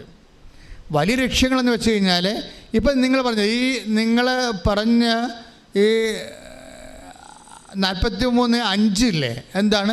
ഭയപ്പെടേണ്ട, ഞാൻ നിൻ്റെ കൂടെയുണ്ട് എന്ന് പറഞ്ഞത് എങ്ങനെയാണ് കൂടെ ഉണ്ടാകണത്? ആ വാഗ്ദാനത്തിൻ്റെ അടിസ്ഥാനം എന്താണ്? അതിൻ്റെ പ്രീ റിക്വസ്റ്റ് എന്താണ്? അതിൻ്റെ മുന്നാവശ്യം എന്താണ്? നമ്മുടെ ദൈവം നമ്മുടെ കൂടെ ഉണ്ടാകണമെങ്കിൽ എന്ത് ചെയ്യണം? നിങ്ങൾ എൻ്റെ, അതായത് ഐസയ 43:5 വർക്കൗട്ട് ചെയ്യണം. എന്താണ്? ഭയപ്പെടേണ്ട, ഞാൻ നിൻ്റെ കൂടെയുണ്ട്. അങ്ങനെ കൂടെ ഉണ്ടാകണമെങ്കിൽ എന്ത് ചെയ്യണം? യോഹന്നാൻ 14:23 വർക്കൗട്ട് ചെയ്യണം. എന്താണ്? നിങ്ങൾ എന്നെ സ്നേഹിക്കുകയും എൻ്റെ വചനം നിങ്ങൾ പാലിക്കുകയും ചെയ്യുമ്പോൾ ഞങ്ങൾ വന്ന് നിങ്ങളിൽ വാസമുറപ്പിക്കും. Praise the Lord. ഈ വാസമുറപ്പിക്കുന്നതിൻ്റെ ഭാഗമായിട്ടാണ് നിനക്ക് ഇഷ്ടമുള്ളത് ചോദിക്കാമെന്ന് പറയണത്, അല്ലേ? 15:7 വായിച്ച് ശ്രുതികട. ഹല്ലേലൂയ ഹല്ലേലൂയ ഹല്ലേലൂയ ഹല്ലേലൂയ ഹല്ലേലൂയ യേശുവേ നന്ദി. ഹല്ലേലൂയ ഹല്ലേലൂയ. യോഹന്നാൻ 15:7 നിങ്ങൾ എന്നിൽ വസിക്കുകയും പറഞ്ഞേ. കണ്ടാ നോക്കിയേ. അപ്പോൾ ഇതിൻ്റെ കണക്ഷൻ വരണം, കണ്ടില്ലേ? യോഹന്നാൻ 15:7 എന്താ? വായിച്ചോളൂ. നിങ്ങൾ എന്നിൽ വസിക്കുകയും നിങ്ങൾ എന്നിൽ വസിക്കുകയും എൻ്റെ വാക്കുകൾ നിങ്ങളിൽ നിലനിൽക്കുകയും ചെയ്യുന്നെങ്കിൽ ഇഷ്ടമുള്ളത് ചോദിച്ചു കൊള്ളുക, നിങ്ങൾക്ക് ലഭിക്കും. അപ്പൊ അതിൻ്റെ അകത്ത് നിങ്ങൾ പറഞ്ഞ 6 കാര്യങ്ങളല്ല, ഇഷ്ടമുള്ളതാണ്. 60 കാര്യങ്ങളാണ്. അതാണ് ഇഷ്ടമുള്ളതെന്നാണ് പറയണത്. നിങ്ങളുടെ അഭിരുചി എന്താണ്? ഇപ്പം അതുകൊണ്ടല്ലേ എനിക്ക് ചൂടുചോറും എന്താ വേണം, അച്ചിങ്ങത്തോറും വേണമെന്ന് പറയാം. എന്താ അത് നമുക്ക് തോന്നുമ്പോൾ കോമഡി ആയിട്ട് തോന്നും, പക്ഷെ അവർക്കത് കോമഡിയല്ല, അവർക്കത് കിട്ടിയില്ലെങ്കിൽ ട്രാജഡിയാണ്. അതാണ് സംഭവം. അപ്പം നമ്മുടെ മൈന്യൂട്ട് വികാരങ്ങളെ എന്തുമാത്രം മാനിക്കണ ദൈവം. ദൈവത്തിൻ്റെ ഈ മാനിപ്പിനെക്കുറിച്ചാണ് നമ്മൾ നീ എനിക്ക് ബഹുമാന്യനാണ്, പ്രിയങ്കരനാണ്, നിനക്ക് പകരം ഞാൻ ജനതകളെ കൊടുക്കുമെന്ന് പറയുമ്പോഴേ നിനക്ക് പകരം ജനതകളെ മാത്രമല്ലല്ലോ കൊടുത്തത്, പിന്നെ എന്താണ്? 3:16 വായിച്ച് യോഹന്നാന്റെ സുവിശേഷം. ശ്രുതികട്ടെ. ഹല്ലേലൂയ ഹല്ലേലൂയ ഹല്ലേലൂയ ഹല്ലേലൂയ ഹല്ലേലൂയ യേശുവേ നന്ദി. ഹല്ലേലൂയ ഹല്ലേലൂയ. യോഹന്നാൻ 3:16 എന്തെന്നാൽ അവനിൽ വിശ്വസിക്കുന്ന ഏവനും നശിച്ചു പോകാതെ നിത്യജീവൻ പ്രാപിക്കുന്നതിന് വേണ്ടി തന്റെ ഏകജാതനെ നൽകാൻ തക്കവിധം ദൈവം ലോകത്തെ അത്രമാത്രം സ്നേഹിച്ചു. അപ്പൊ എപ്പോഴും വിഷയം എന്ന് വെച്ചാൽ ആ യോഹന്നാൻ, അതായത് ഇപ്പം നമ്മൾ നേരത്തെ കണ്ട വചനം 15:7 അല്ലേ? 15:7 എന്താ പറയണത്? നിങ്ങൾ എൻ്റെ വചനം പാലിക്കുകയും 15:7 യോഹന്നാൻ എന്നിൽ വസിക്കുകയും നിങ്ങൾ പറഞ്ഞ് നിങ്ങൾ എന്നിൽ വസിക്കുകയും എൻ്റെ വാക്കുകൾ നിങ്ങളിൽ നിലനിൽക്കുകയും ചെയ്താൽ ഇഷ്ടമുള്ളത് ചോദിച്ചു കൊള്ളുക, നിങ്ങൾക്ക് ലഭിക്കും. അപ്പോൾ ഈ ഒരു ലെവലിലേക്ക് വന്നാൽ പിന്നീട് നിങ്ങൾ സേഫായി. അത് കാരണം ദൈവം നിങ്ങൾക്ക് ഇഷ്ടമുള്ളത് തരും. കാര്യം ഇഷ്ടമുള്ളത് തന്നാൽ നിങ്ങൾ നശിക്കത്തില്ലെന്ന് ദൈവത്തിന് അറിയാം. എന്താ കാര്യം? നിങ്ങൾ വചനത്തിൽ നിലനിൽക്കുന്ന ആളാണ്. ഈ വചനത്തിൽ ചില ആൾക്കാർ ടെമ്പററി ആയിട്ട് നിലനിൽക്കത്തുള്ളൂ. ഇന്നലെ ഒരു ചേട്ടത്തി, ഒരു നേഴ്സ് സാക്ഷ്യം പറഞ്ഞു. സാക്ഷ്യം എന്താ പറഞ്ഞതെന്ന് വെച്ച് കഴിഞ്ഞാൽ അവർക്ക് വീടുമില്ല, കുടിയുമില്ല, ഭയങ്കര സങ്കടപ്പെട്ട ജീവിതമായിരുന്നു. അപ്പോൾ അതിനുശേഷം അവരൊന്ന് ഉടമ്പടി ചെയ്ത് ട്രിവാൻഡ്രത്ത് നിന്ന് കുഞ്ഞു വീടാണ് അവർക്ക് ഉണ്ടായിരുന്നത്. അവിടെ പെൺമക്കളൊക്കെ വലുതായി വന്നപ്പോൾ അവർക്ക് ഭയങ്കര വീർപ്പുമുട്ടലായി. കുഞ്ഞുങ്ങളീ കുഞ്ഞു വീട്ടിൽ താമസിക്കാൻ ഭയങ്കര അസൗകര്യമായി. അപ്പം മാതാവിനോട് പറഞ്ഞ് എനിക്കൊരു വീട് തന്നെ, എൻ്റെ കുഞ്ഞുങ്ങളൊക്കെ വലുതായി വരികയാണ്, അപ്പം ഞങ്ങൾക്കൊന്ന് പെരുമാറാൻ പറ്റുന്ന രീതിയിലൊരു വീട് തരണമെന്ന് പറഞ്ഞ് പോയി. ഒരു 6 മാസത്തിനുള്ളിൽ തന്നെ അവൾ വിചാരിച്ചതിനേക്കാളും നല്ല വീടൊക്കെ കിട്ടും. പക്ഷേ എന്നാ പ്രശ്നം വെച്ച് കഴിഞ്ഞാൽ അവളുടെ ഭർത്താവിന് അസുഖം ഉണ്ടായി, അതും മാറും. ഇതെല്ലാം മാറിക്കഴിഞ്ഞതിന് ശേഷം പിന്നെ പുള്ളി ഉടമ്പടി മറന്നു പോകും. അതാണ് സംഭവം. ഉടമ്പടി മറന്നു പോകും. പിന്നെ എന്നാ പറ്റുക? ഉടമ്പടി മറന്നു പോയാൽ എന്നാ പറ്റും? പ്രൊട്ടക്ഷൻ പോകും ഉടനെ. കാര്യം ഉടമ്പടി എന്ന് പറഞ്ഞൊരു സംരക്ഷണമാണല്ലോ. ഭയപ്പെടേണ്ട, ഞാൻ നിൻ്റെ കൂടെ ഉണ്ടെന്ന്. ഇപ്പോൾ ദൈവം കൂടെ ഭയപ്പെടേണ്ട എന്ന് പറഞ്ഞാൽ, ഇപ്പോൾ ഐസയായിൽ നമ്മൾ വായിച്ചത് 43:5 എന്താണ്? ഭയപ്പെടേണ്ട, ഞാൻ നിൻ്റെ കൂടെയുണ്ട്. അപ്പം കൂടെ ഇല്ലെങ്കിൽ എന്താ സംഭവം? ഭയപ്പെടേണ്ടി വരും. മനസ്സിലായില്ലേ? ആ വചനം തിരിച്ചിടുമ്പോൾ നിങ്ങൾ ഉടമ്പടിയിലല്ല എന്നുണ്ടെങ്കിൽ ദൈവം നിങ്ങളുടെ കൂടെ അല്ലെങ്കിൽ പിന്നെ എല്ലാത്തിനും ഭയപ്പെടേണ്ടി വരും. ഇവർ വിചാരിച്ച് ഈ അനുഗ്രഹത്തിൻ്റെ ഹണിമൂണൊക്കെ കഴിഞ്ഞപ്പോഴേ ദൈവത്തെ മറന്നു കളഞ്ഞവർ. അപ്പോൾ പിന്നെ ഓരോ രോഗങ്ങളും അപകടങ്ങളും അസ്വസ്ഥതകളും എല്ലാം വലിഞ്ഞു കയറി, വഴിയെ പോകണമെല്ലാം വലിഞ്ഞു കയറി വിരുന്ന് വരാൻ തുടങ്ങി. അങ്ങനെ വന്നപ്പോൾ ഇവർക്കൊരു ബോധമുണ്ടായി. പിന്നെ ഭർത്താവിനോട് പറഞ്ഞത്, പിന്നെ നമുക്കൊന്ന് പോയി, നമുക്ക് ഇത്രയും അനുഗ്രഹം നമുക്ക് കിട്ടിയില്ലേ, ഇപ്പം നമ്മൾ ഉടമ്പടിയും ഇല്ല, പ്രാർത്ഥനയൊന്നും ഇല്ലല്ലോ, ഇപ്പം നമ്മുടെ ഈ കുടുംബത്തിലാണെങ്കിൽ പഴയ അവസ്ഥയിലായിട്ട് തിരിച്ച് വരണില്ലേ, അപ്പം അതുകൊണ്ട് നമുക്ക് പോയി സാക്ഷ്യം പറയാമെന്ന് പറഞ്ഞു. അങ്ങനെ ഇവിടെ വന്ന് സാക്ഷ്യം പറഞ്ഞ് അധികം പറഞ്ഞില്ലേ, ഒരു 3/4 മണിക്കൂറോളം പറയാനുള്ള കാര്യങ്ങൾ എണ്ണി അവർ പറയുകയാണ്. നേഴ്സാണ് ട്രിവാൻഡ്രത്ത്. അതായത് എണ്ണി പറയുകയാണ്. അപ്പോൾ ഇത്രയും കാലം ദൈവത്തെ മഹത്വപ്പെടുത്താതെ അവർ ആ കാര്യം കണ്ടതിന് ശേഷം യൂസ് ആൻഡ് ത്രോ, ദൈവത്തെ നമ്മൾ കപ്പലണ്ടിയുടെ തൊണ്ടാക്കി മാറ്റും. നമ്മളതിൻ്റെ തൊണ്ട്, അനുഗ്രഹത്തിൻ്റെ കാമ്പെടുത്ത് കഴിച്ചിട്ട് തൊണ്ട് വലിച്ചെറിയണ പോലെ അങ്ങനെ കുറേ നെറുകെട്ട ജാതികളുണ്ട്. നിങ്ങൾക്ക് ഓടരുത് അവറാച്ച പണി വരുന്നുണ്ട്. അതായത് എന്താ സംഭവം എന്ന് വെച്ച് കഴിഞ്ഞാൽ നിങ്ങളറിയാമല്ലോ, ഇത് ദൈവത്തോടെ കളിക്കണത്. അതായത് ഒരു മിനിമം സത്യസന്ധത പോലും ഇല്ലെങ്കിൽ, ഒരു മിനിമം മനസ്സാക്ഷി ഇല്ലെങ്കിൽ നിങ്ങൾ ഇതെല്ലാം വിളക്കാൻ തേക്കണ പാണ്ടാവും. അപ്പം അതുകൊണ്ട് അഭ്യാസം കാണിക്കാതെ മര്യാദയ്ക്ക് ദൈവദർശനെ വന്ന് സാക്ഷ്യം പറഞ്ഞുകൊണ്ട് ദൈവത്തെ മഹത്വപ്പെടുത്തിക്കൊണ്ട് റോമാ 4:20 അനുസരിച്ചുകൊണ്ട് വിശ്വാസത്തെ വളരാൻ നോക്കണം, ശക്തിപ്പെടാൻ നോക്കണം. കാര്യം വിശ്വാസത്തിൽ ഒരു കാലത്ത് വിശ്വാസം ഉണ്ടായി, അതുകൊണ്ട് കുറേ വല വീശി കുറേ മീൻ പിടിച്ചു ഭക്ഷണം കഴിച്ചൊന്നും അതൊരു കാര്യമില്ല. ദൈവത്തിൻ്റെ ഉദ്ദേശം അതല്ല. റോമാ 4:20 വായിച്ച് ശ്രദ്ധിക്കട്ടെ. ഹല്ലേലൂയ ഹല്ലേലൂയ ഹല്ലേലൂയ ഹല്ലേലൂയ യേശുവേ നന്ദി. ഹല്ലേലൂയ ഹല്ലേലൂയ ഹല്ലേലൂയ ആരാധന. റോമാ 4:20 വിശ്വാസമില്ലാത്തവനെ പോലെ ദൈവത്തിന്റെ വാഗ്ദാനത്തിനെതിരായി അവൻ ചിന്തിച്ചില്ല, മറിച്ച് ദൈവത്തെ മഹത്വപ്പെടുത്തിക്കൊണ്ട് അവൻ വിശ്വാസത്താൽ ശക്തി പ്രാപിച്ചു. അപ്പൊ ദൈവത്തെ മഹത്വപ്പെടുത്തണത് ഇപ്പൊ ആൾക്കാരുടെ സ്വഭാവം അറിയാമല്ലോ. ഇവിടെ വന്ന് 10 മിനിറ്റ് പറയണതല്ല, ജനം വാ പൊളിക്കണത് കൃപാസനം മാതാവിൻ്റെ ലൂടെ ഈശോ ലോകത്ത് പ്രവർത്തിക്കുന്ന കാര്യങ്ങൾ പറയാനാണ് ആൾക്കാർ വാ പൊളിക്കണത്. എവിടെ ചെന്നാലും മാതാവിനെക്കുറിച്ച് ആൾക്കാർ സംസാരിച്ചുകൊണ്ടിരിക്കുന്നത് കാണാം. അതെന്താ? ദൈവത്തെ അവർ മഹത്വപ്പെടുത്തുകയാണ്. അവർക്ക് കിട്ടിയ അനുഭവങ്ങൾ പങ്കുവെച്ച് കൊടുത്തുകൊണ്ട് അവർക്ക് കിട്ടിയ വെളിച്ചം പകർന്ന് കൊടുത്ത് ഇരുട്ടിനെ അടിച്ച് മാറ്റിക്കൊണ്ടിരിക്കുകയാണ്. എന്ന് വെച്ചാൽ അതാണ് ദൈവത്തെ മഹത്വപ്പെടുത്തുക. അപ്പം നമ്മൾ പറയുമ്പോഴേ ചെവിയോരം പറയുമ്പോഴേ എന്താ സംഭവിക്കണത്?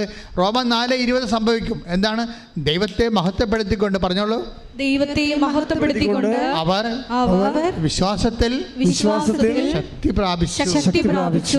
നിങ്ങൾക്കൊരു അനുഗ്രഹം കിട്ടിക്കഴിഞ്ഞാൽ അത് കൈമാറ്റത്തിനുള്ളതാണ്. അതുകൊണ്ട് ദൈവം മഹത്വപ്പെടേണ്ടതാണ്. മഹത്വപ്പെട്ട് കഴിഞ്ഞാൽ എന്ത് പറ്റും? നിങ്ങളുടെ വിശ്വാസം നിങ്ങളെ ശക്തി പ്രാപിക്കും. വിശ്വാസത്തിന് എന്തുമാത്രം ശക്തി പ്രാപിക്കാൻ പറ്റുമെന്ന് എനിക്ക് പോലും എന്നെ ഇതുവരെ മനസ്സിലായിട്ടില്ല. അതൊരു നിരന്തരമായ വലിയൊരു പാഠ്യപദ്ധതിയാണ്. അന്ത്യം വരെ നമുക്ക് വിശ്വാസത്തിൻ്റെ അകത്ത് ശക്തി പ്രാപിച്ചുകൊണ്ടിരിക്കും നമ്മൾ. കാരണം വിശ്വാസം അങ്ങനെയാണ്. നമുക്കൊരു പഠിക്കണവർക്കാണെങ്കിൽ പോലും നമുക്കൊരു ഡോക്ടറെ കിട്ടിക്കഴിഞ്ഞാൽ ഒരു പരിധി വരെ അവിടെ ചെന്ന് അവസാനിക്കുമെന്ന് നോക്കാം. ഇത് അങ്ങനെയല്ല. വിശ്വാസത്തെ പഠന പാഠ്യപദ്ധ വിഷയമാക്കി കഴിഞ്ഞാൽ അതിന് അറ്റവും അറുതിയുമില്ലാത്ത അപാരതയാണ് ഉണ്ടാകണത്.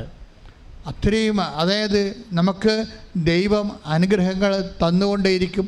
നമ്മൾ സാക്ഷ്യം പറഞ്ഞുകൊണ്ടേയിരിക്കും. നമ്മളെ സുവിശേഷം പകർന്നുകൊണ്ടേയിരിക്കും. ദൈവത്തെ മഹത്വപ്പെടുത്തിക്കൊണ്ടേയിരിക്കും. വിശ്വാസത്തെ ശക്തിപ്പെട്ടുകൊണ്ടേയിരിക്കും. ശ്രദ്ധിക്കട്ടെ, ഈ കേൾക്കണ വിഷയങ്ങളിൽ നിങ്ങളിങ്ങനെ കഥാപ്രസംഗം പോലെ കഥയും പാട്ടും സാക്ഷ്യവും പാട്ടുമായിട്ടൊക്കെ പോയി കൈയടിച്ച് പിരിയരുത്. നിങ്ങളെ ദൈവം പഠിപ്പിക്കുകയാണ്. ഓരോ ദിവസവും നിങ്ങളിത് പോയി വീണ്ടും കേൾക്കണം. ഞങ്ങൾ ചൊവ്വാഴ്ച അപ്പ് ചെയ്യുമ്പോൾ ദൈവസംഘത്തോടെ വീണ്ടും ഇത് കൊതിയോടെ കേട്ടിട്ട് വീണ്ടും നിങ്ങൾ ഷെയർ ചെയ്യണം. ചിലർ ഷെയർ ചെയ്യുക പോലും ഇല്ല, ചിലർ സബ്സ്ക്രൈബ് ചെയ്യുക പോലും ഇല്ല. അതാണ് വിഷയം. അതുകൊണ്ടാണ് ഇവിടെ ഈ നോൺ ക്രിസ്ത്യൻസിൻ്റെ സാക്ഷ്യം ഇടിവെട്ടായി വരണത്. ക്രിസ്ത്യൻസ് ഞാൻ സബ്സ്ക്രൈബ് ചെയ്തോളാമെന്ന് പറയും, ഞാൻ ചെയ്തിട്ടുണ്ടെന്നൊക്കെ പറഞ്ഞ് അവരെ പറ്റിച്ചുകൊണ്ട് പോകും. പക്ഷേ നോൺ ക്രിസ്ത്യൻസ് ബ്രദർ ഇതും ചെയ്തു തരുക, സിസ്റ്റർ ഇതും ചെയ്തു തരുക എന്ന് വെച്ചില്ല. ഇവിടെ വിഷയം ദൈവം ആടെ കൂടെ നിൽക്കും, മറ്റേ പന്നിയുടെ കൂടെ നിൽക്കത്തില്ല. അവൻ അളന്ന് വെച്ചിരിക്കുകയാണ്. അവൻ ദൈവത്തിൻ്റെ അനുഗ്രഹം 10 പതുങ്ങി വന്ന് അടിച്ചു മാറ്റാൻ വല്ല വകുപ്പുണ്ടാകുന്ന വിചാരിച്ചുകൊണ്ടാണ് വരണത്. നിങ്ങൾ ദൈവത്തിൻ്റെ അടുത്തേക്കുമ്പോൾ ഓർക്കുന്ന കാര്യം ഇവിടെ ഒറ്റ ലേബലേ ഉള്ളൂ, വിശ്വാസി. Whether your Christian or non Christian, അങ്ങനെ ഒരു പേര് ഇവിടെ ഇല്ല. അതൊക്കെ വില്ലേജ് ഓഫീസിലേ ഉള്ളൂ. ഇവിടെ ഒരു പേരേ ഉള്ളൂ, നീ ദൈവത്തെ സ്നേഹിക്കുന്നുണ്ടോ ഇല്ലയോ. ദൈവത്തിൻ്റെ സ്നേഹിത, ദൈവത്തിൻ്റെ സ്നേഹിതൻ. ദൈവത്തിൻ്റെ സ്നേഹിതനാണ് നീയെങ്കിൽ, ദൈവത്തിൻ്റെ സ്നേഹിതയാണ് നീയെങ്കിൽ നീ ഉടമ്പടിയിലാണ്. എന്ന് വെച്ചാൽ നിനക്ക് ഉടമ്പടി നിലനിൽക്കുമെന്നുണ്ടെങ്കിൽ, അല്ലാതെ ഈ ഒരു കാര്യത്തിൻ്റെ പേരിൽ ഇപ്പോൾ എടുത്ത് തൽക്കാലം സീസണിൻ്റെ ആയിട്ട് ഇത് അവസാനിപ്പിക്കുകയാണെങ്കിൽ, പക്ഷേ അവിടെ ഒരു പ്രശ്നമുണ്ട്. ഉടമ്പടി എന്ന് പറയുന്നത് ഒരു കാര്യസാധ്യതത്തിന് വേണ്ടി ഒരിക്കൽ നമ്മൾ എടുക്കുന്ന എന്തോ ഒരു ഏർപ്പാടല്ല. അതുകൊണ്ടാണ് ഈശോ നിലനിൽപ്പിനെ കുറിച്ച് പറയണത്. 15:7 ഒന്നിന് വായിച്ചേ, യോഹന്നാൻ 15:7 ഒന്നിന് വായിച്ചേ. ഹല്ലേലൂയ, ഹല്ലേലൂയ, ഹല്ലേലൂയ, ഹല്ലേലൂയ. യേശുവേ നന്ദി. ഹല്ലേലൂയ. യോഹന്നാൻ 15:7 നിങ്ങൾ എന്നിൽ വസിക്കുകയും, പറഞ്ഞ നിങ്ങൾ എന്നിൽ വസിക്കുകയും, നിങ്ങൾ എന്നിൽ വസിക്കുകയും എന്റെ വാക്കുകൾ നിങ്ങളിൽ നിലനിൽക്കുകയും ചെയ്യുമെങ്കിൽ. അതാണ് പ്രശ്നം. ഉടമ്പടി നിങ്ങൾ എന്നിൽ വസിക്കുകയും, എൻ്റെ ഉടമ്പടി നിങ്ങൾക്കറിയാമല്ലോ. ഉടമ്പടിക്ക് വചനത്തിൽ കുറേ വാക്കുകൾ പര്യായങ്ങളുണ്ട്. ഉടമ്പടിക്ക് പറയുന്ന വാക്ക് എന്താണ്? വാഗ്ദാനമെന്ന് പറയും, അല്ലേ? വാഗ്ദാനമെന്ന് പറയും. പിന്നെന്ത് പറയും? വാക്കെന്ന് പറയും, വചനമെന്ന് പറയും. എല്ലാം ഉടമ്പടിയാണ്. നിയമമെന്ന് പറയും. എല്ലാം ഉടമ്പടിയാണ് ഉദ്ദേശിക്കുന്നത്. അപ്പോൾ ഈശോ എന്താ പറയണത്? ഈ 15:7 എന്താ പറയണത്? നിങ്ങൾ എന്നിൽ വസിക്കുകയും, പറഞ്ഞേ, നിങ്ങൾ എന്നിൽ വസിക്കുകയും എൻ്റെ വാക്ക് നിങ്ങളിലെ നിലനിൽക്കുകയും ചെയ്യുന്നെങ്കിൽ. അല്ലാതെ 90 ദിവസത്തേക്ക് ഞാൻ ഉടമ്പടി ചെയ്തെന്നും പറഞ്ഞുകൊണ്ട് എന്നെ വരട്ടാൻ വരരുത്. നിങ്ങൾ ഞങ്ങൾ പുതുക്കി വെച്ചാ എന്ന് പറയും. അപ്പോൾ അതിൻ്റെ അർത്ഥം ഇവരുദ്ദേശിക്കുന്നത് ഈ ടൈം ബൗണ്ടായിട്ട് ഇവരെന്തോ പരിപാടിയൊക്കെ കാണിച്ചപ്പോഴും ദൈവം അതനുസരിച്ച് ഇവരെ സഹായിക്കണമെന്നാണ്. അതല്ല, അങ്ങനെയുള്ള നിയമപരമായിട്ടുള്ള നിബന്ധനകൾക്ക് അപ്പുറത്താണ് ഉടമ്പടി. എന്താണ്? നിങ്ങൾ എന്നെ സ്നേഹിക്കുകയും എൻ്റെ വാക്ക് നിങ്ങൾ നിലനിൽക്കുകയും.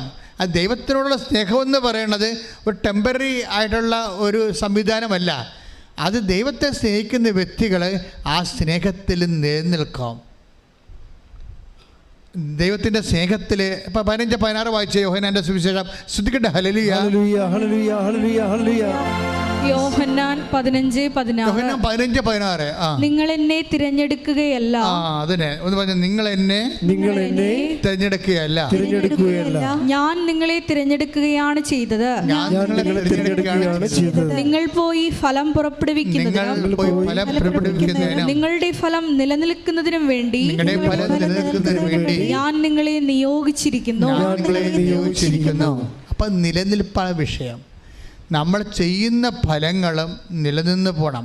ഒരു ടെമ്പററി ആയിട്ടുള്ള ഒരു അറേഞ്ച്മെൻറ്റിന് ഉടമ്പടി സ്കോപ്പില്ല. അതുകൊണ്ട് തന്നെ എൻ്റെ മക്കളെ, നിങ്ങൾ ദൈവവുമായിട്ട് എടുത്തിരിക്കുന്ന ഉടമ്പടി ആത്മാർത്ഥമാണ് തെളിയിക്കാനുള്ള ബാധ്യത നിങ്ങളുടെ വിശ്വാസം നീതീകരിക്കപ്പെടുന്ന പ്രവൃത്തികൾക്കുള്ളതാണ്. പ്രാർത്ഥിക്കുക. കർത്താവായ ദൈവമേ, അങ്ങയെ സ്നേഹിച്ചുകൊണ്ട് ജീവിതകാലം മുഴുവൻ നീ ബന്ധത്തിൽ നിലനിൽക്കുവാൻ എന്നെ പ്രത്യേകമായി അഭിഷേകം ചെയ്യണമേ. എന്നെ പ്രത്യേകമായി അഭിഷേകം ചെയ്യണമേ. ശ്രദ്ധിക്കട്ടെ.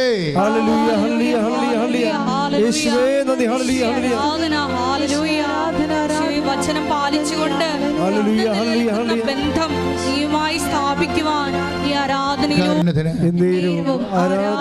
സ്തുതിയും പുകഴ്ചയും ഉണ്ടായിരിക്കട്ടെ. അപ്പോൾ നിങ്ങളുടെ വസ്തുതകൾക്ക് പ്രാധാന്യം വിഷയങ്ങൾക്ക് പ്രാധാന്യം കൊടുക്കാതെ ദൈവമാകുന്ന വ്യക്തികൾക്ക് പ്രാധാന്യം കൊടുക്കുന്ന രീതിയിലുള്ള ഒരു ഷിഫ്റ്റിംഗ് നടക്കണം ഇതിൻ്റെ അകത്ത്. ദൈവത്തിന് പ്രാധാന്യം. ഇപ്പം പലരുടെ ഉടമ്പടി തണുത്തു പോയതിനും ഉടമ്പടി വരുമാനമില്ലാത്ത രീതിയിൽ പുഷ്പിക്കാത്ത മരം പോലെയാകാൻ കാരണം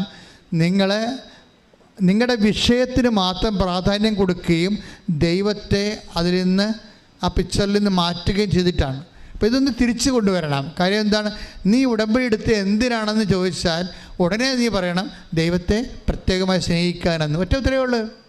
എന്തിനാണ് നീ ഉടമ്പടി എടുത്തതെന്ന് ആരെങ്കിലും ചോദിച്ചാൽ ഉടനെ നീ പറയണം, ഒറ്റ ശ്വാസത്തിൽ പറയണം. രാത്രി ഉറങ്ങിക്കിടക്കുമ്പോൾ വിളിച്ചെന്നിപ്പിച്ചാൽ പറയണം, ഞാൻ ഉടമ്പടി എടുത്തത് ദൈവത്തെ എല്ലാവരെക്കാളും ഉപരിയായി സ്നേഹിക്കാൻ വേണ്ടിയാണ്. അല്ലാതെ ഇതിൻ്റെ IELTS പാസ്സാകാനാണ്, കാനഡയിൽ പോകാനാണ്, PR കിട്ടാനാണെന്ന് പറയരുത്. അടി മോഹത്തൊക്കെ പാഴ്സൽ കിട്ടും.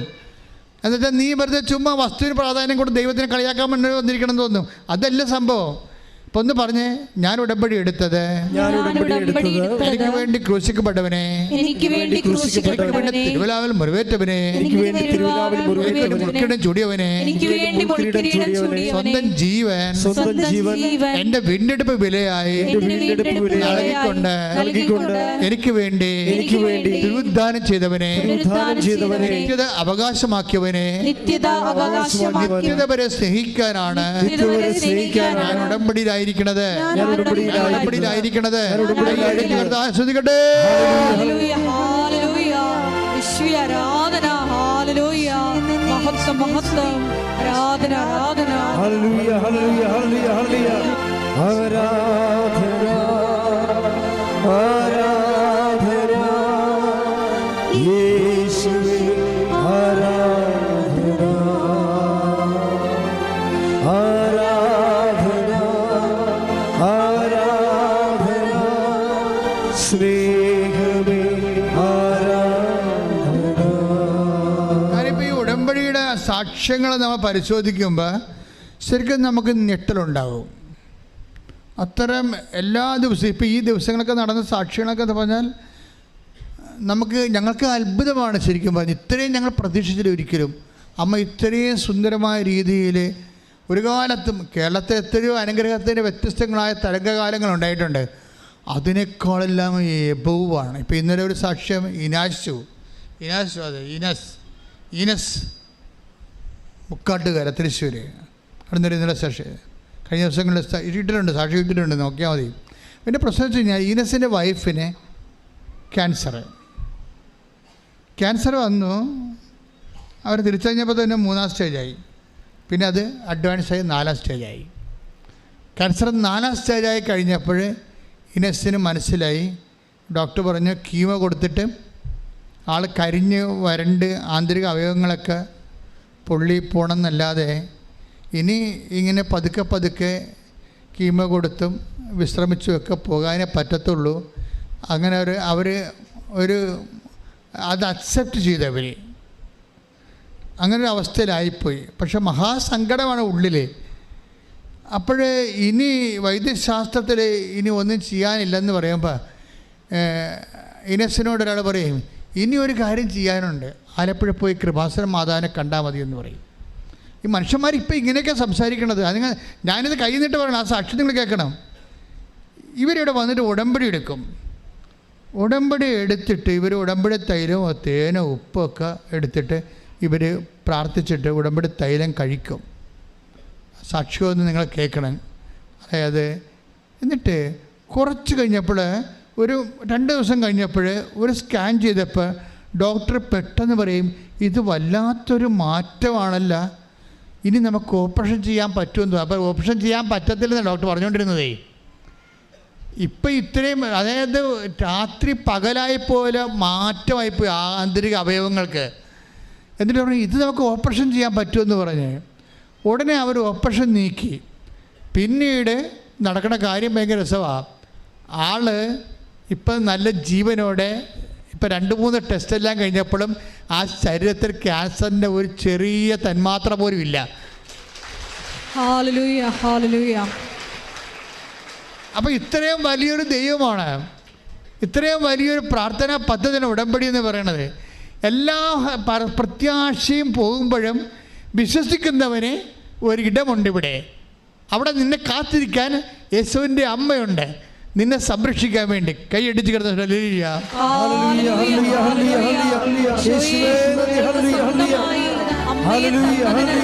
നന്ദി പറയുന്നു. ഉടമ്പടി പ്രാർത്ഥന തന്നതിന് നന്ദി പറയുന്നു. എൻ്റെ ദൈവവേദന ഈ സാക്ഷ്യങ്ങളെല്ലാം ദൈവം നിൻ്റെ മുമ്പിൽ ഈ കാലത്ത് തരണം. എന്തിനാണ്? നീ ഈ സങ്കടകാലത്ത് വിഷമിക്കാതെ കണ്ണുനീരിൽ നിൻ്റെ ജീവിതം അവസാനിക്കത്തില്ല എന്ന് ദൈവം നിന്നോട് പറയണേ എന്നിലൂടെ. അല്ലാതെ നിൻ്റെ ജീവിതം ഒരു സ്ഥലത്ത് എത്തിയിട്ടില്ല. അതായത് നിൻ്റെ ജീവിതം നീ വിചാരിക്കണ പോലെ തകർന്നിട്ടില്ല. നീ വിശ്വസിക്കുക. വിശ്വസിച്ചുകൊണ്ട് നമുക്കറിയാലോ, ഉടമ്പടിയുടെ സത്യസന്ധത എന്ന് പറഞ്ഞാൽ വിശ്വസിച്ചു എന്ന് പറഞ്ഞിട്ട് കാര്യമില്ല. കാര്യം നമ്മൾ അധരം കൊണ്ട് വിശ്വസിക്കണത്, ഹൃദയത്തിൽ വിശ്വസിക്കണത് അധരം കൊണ്ട് ഏറ്റുപറയുമ്പോൾ അത് നമ്മളുടെ ജീവിതത്തിൽ അത് പ്രാവർത്തിയമാക്കണത് ദൈവതിരുസന്നിധിയിൽ അല്ല, അത് ദൈവത്തിന് നീതിയുടെ ഭാഗമാണ്. അപ്പോൾ എന്തുമാത്രം നിൻ്റെ ഉടമ്പടിയെ നീ പ്രവർത്തികൾ കൊണ്ട് നീതീകരിക്കുന്നുവോ അത്ര കണ്ട് ദൈവം നിന്നെ വിശ്വാസത്തിലെടുക്കും. പല അണ്ണന്മാർക്ക് കുഴപ്പമുണ്ടാക്കണമെന്ന് വെച്ച് കഴിഞ്ഞാൽ അവർ വന്ന് കുറേ കാര്യങ്ങളൊക്കെ എഴുതിയിട്ടിട്ട് പോകുമെന്നല്ലാതെ അത് പിന്നീട് അതുമായിട്ട് കണ്ടിന്യൂ ചെയ്യത്തില്ല. അത് ദൈവസംഘത്തിൻ്റെ പദ്ധതിയാണ് മനസ്സിലാക്കിക്കൊണ്ട് ദൈവത്തിൻ്റെ കൂടെ നിൽക്കത്തില്ല. അവരിപ്പോഴും അവിടെ ഫ്രണ്ട്സിൻ്റെ കൂടെയും നാട്ടുകാരുടെ കൂടെയും വീട്ടുകാരുടെ കൂടെയും ക്ലബിൻ്റെ കൂടെയും പാർട്ടിയുടെ കൂടെയൊക്കെ നടക്കുകയാണ്. പക്ഷേ നിങ്ങൾ ദൈവത്തിൻ്റെ കൂടെ മാത്രം നടക്കാൻ പറ്റിയ ഒരു കാലഘട്ടത്തിലേക്ക് ദൈവം നിങ്ങളെ തിരിച്ചു കൊണ്ടുവന്നിരിക്കണം. ദൈവപൈതലെ you must know by no means, നീ അതറിയാതെ മാർഗമില്ല. കാര്യം ഇത് ദൈവത്തിൻ്റെ കാലമാണ്. അല്ല ഇനി നിൻ്റെ എല്ലാം മടക്കി വെച്ചിട്ട് നിൻ്റെ ബന്ധം സ്വന്തം കാര്യങ്ങളെല്ലാം കുറച്ച് നേരം അതിനെല്ലാം ഒരു സൊല്ല് കൊടുത്തിട്ട് നീ ദൈവത്തിലേക്ക് മടങ്ങി വരണം. അല്ല കൂട്ടുകാർ പറയണം, വീട്ടുകാർ പറയണം, നാട്ടുകാർ പറയണം എന്നൊക്കെ കേട്ടിട്ട് ഓരോ മനുഷ്യമേ തുള്ളിയൊരു കാലം ഉണ്ടായി തുള്ളി നിമിടം വരെ വിറവാദം പിടിച്ച് കിടക്കുകയാണ്. ഇനി തിരിച്ച് നീ വരണം. നിനക്ക് ദൈവം മാത്രമേ ഉള്ളൂ, ആർക്കും നിന്നെ രക്ഷിക്കാൻ പറ്റത്തില്ല, ദൈവത്തെ മാത്രം രക്ഷിക്കാൻ പറ്റത്തുള്ളൂ എങ്കിൽ അത് ഉടമ്പടിയിലൂടെയാണ് നടക്കണമെന്നുണ്ടെങ്കിൽ ഉടമ്പടി അർഹിക്കുന്ന അവകാശപ്പെടുന്ന ദൈവത്തിൻ്റെ സ്നേഹത്തെ അത് പ്രവർത്തകരുടെ പ്രകടമായിക്കൊണ്ട് സുവിശേഷ സാക്ഷിയായിക്കൊണ്ട് ദൈവ പൈതൃക ഉയരാൻ വേണ്ടി നീ പ്രാർത്ഥിക്കട്ടെ. ശ്രുതിക്കട്ടെ.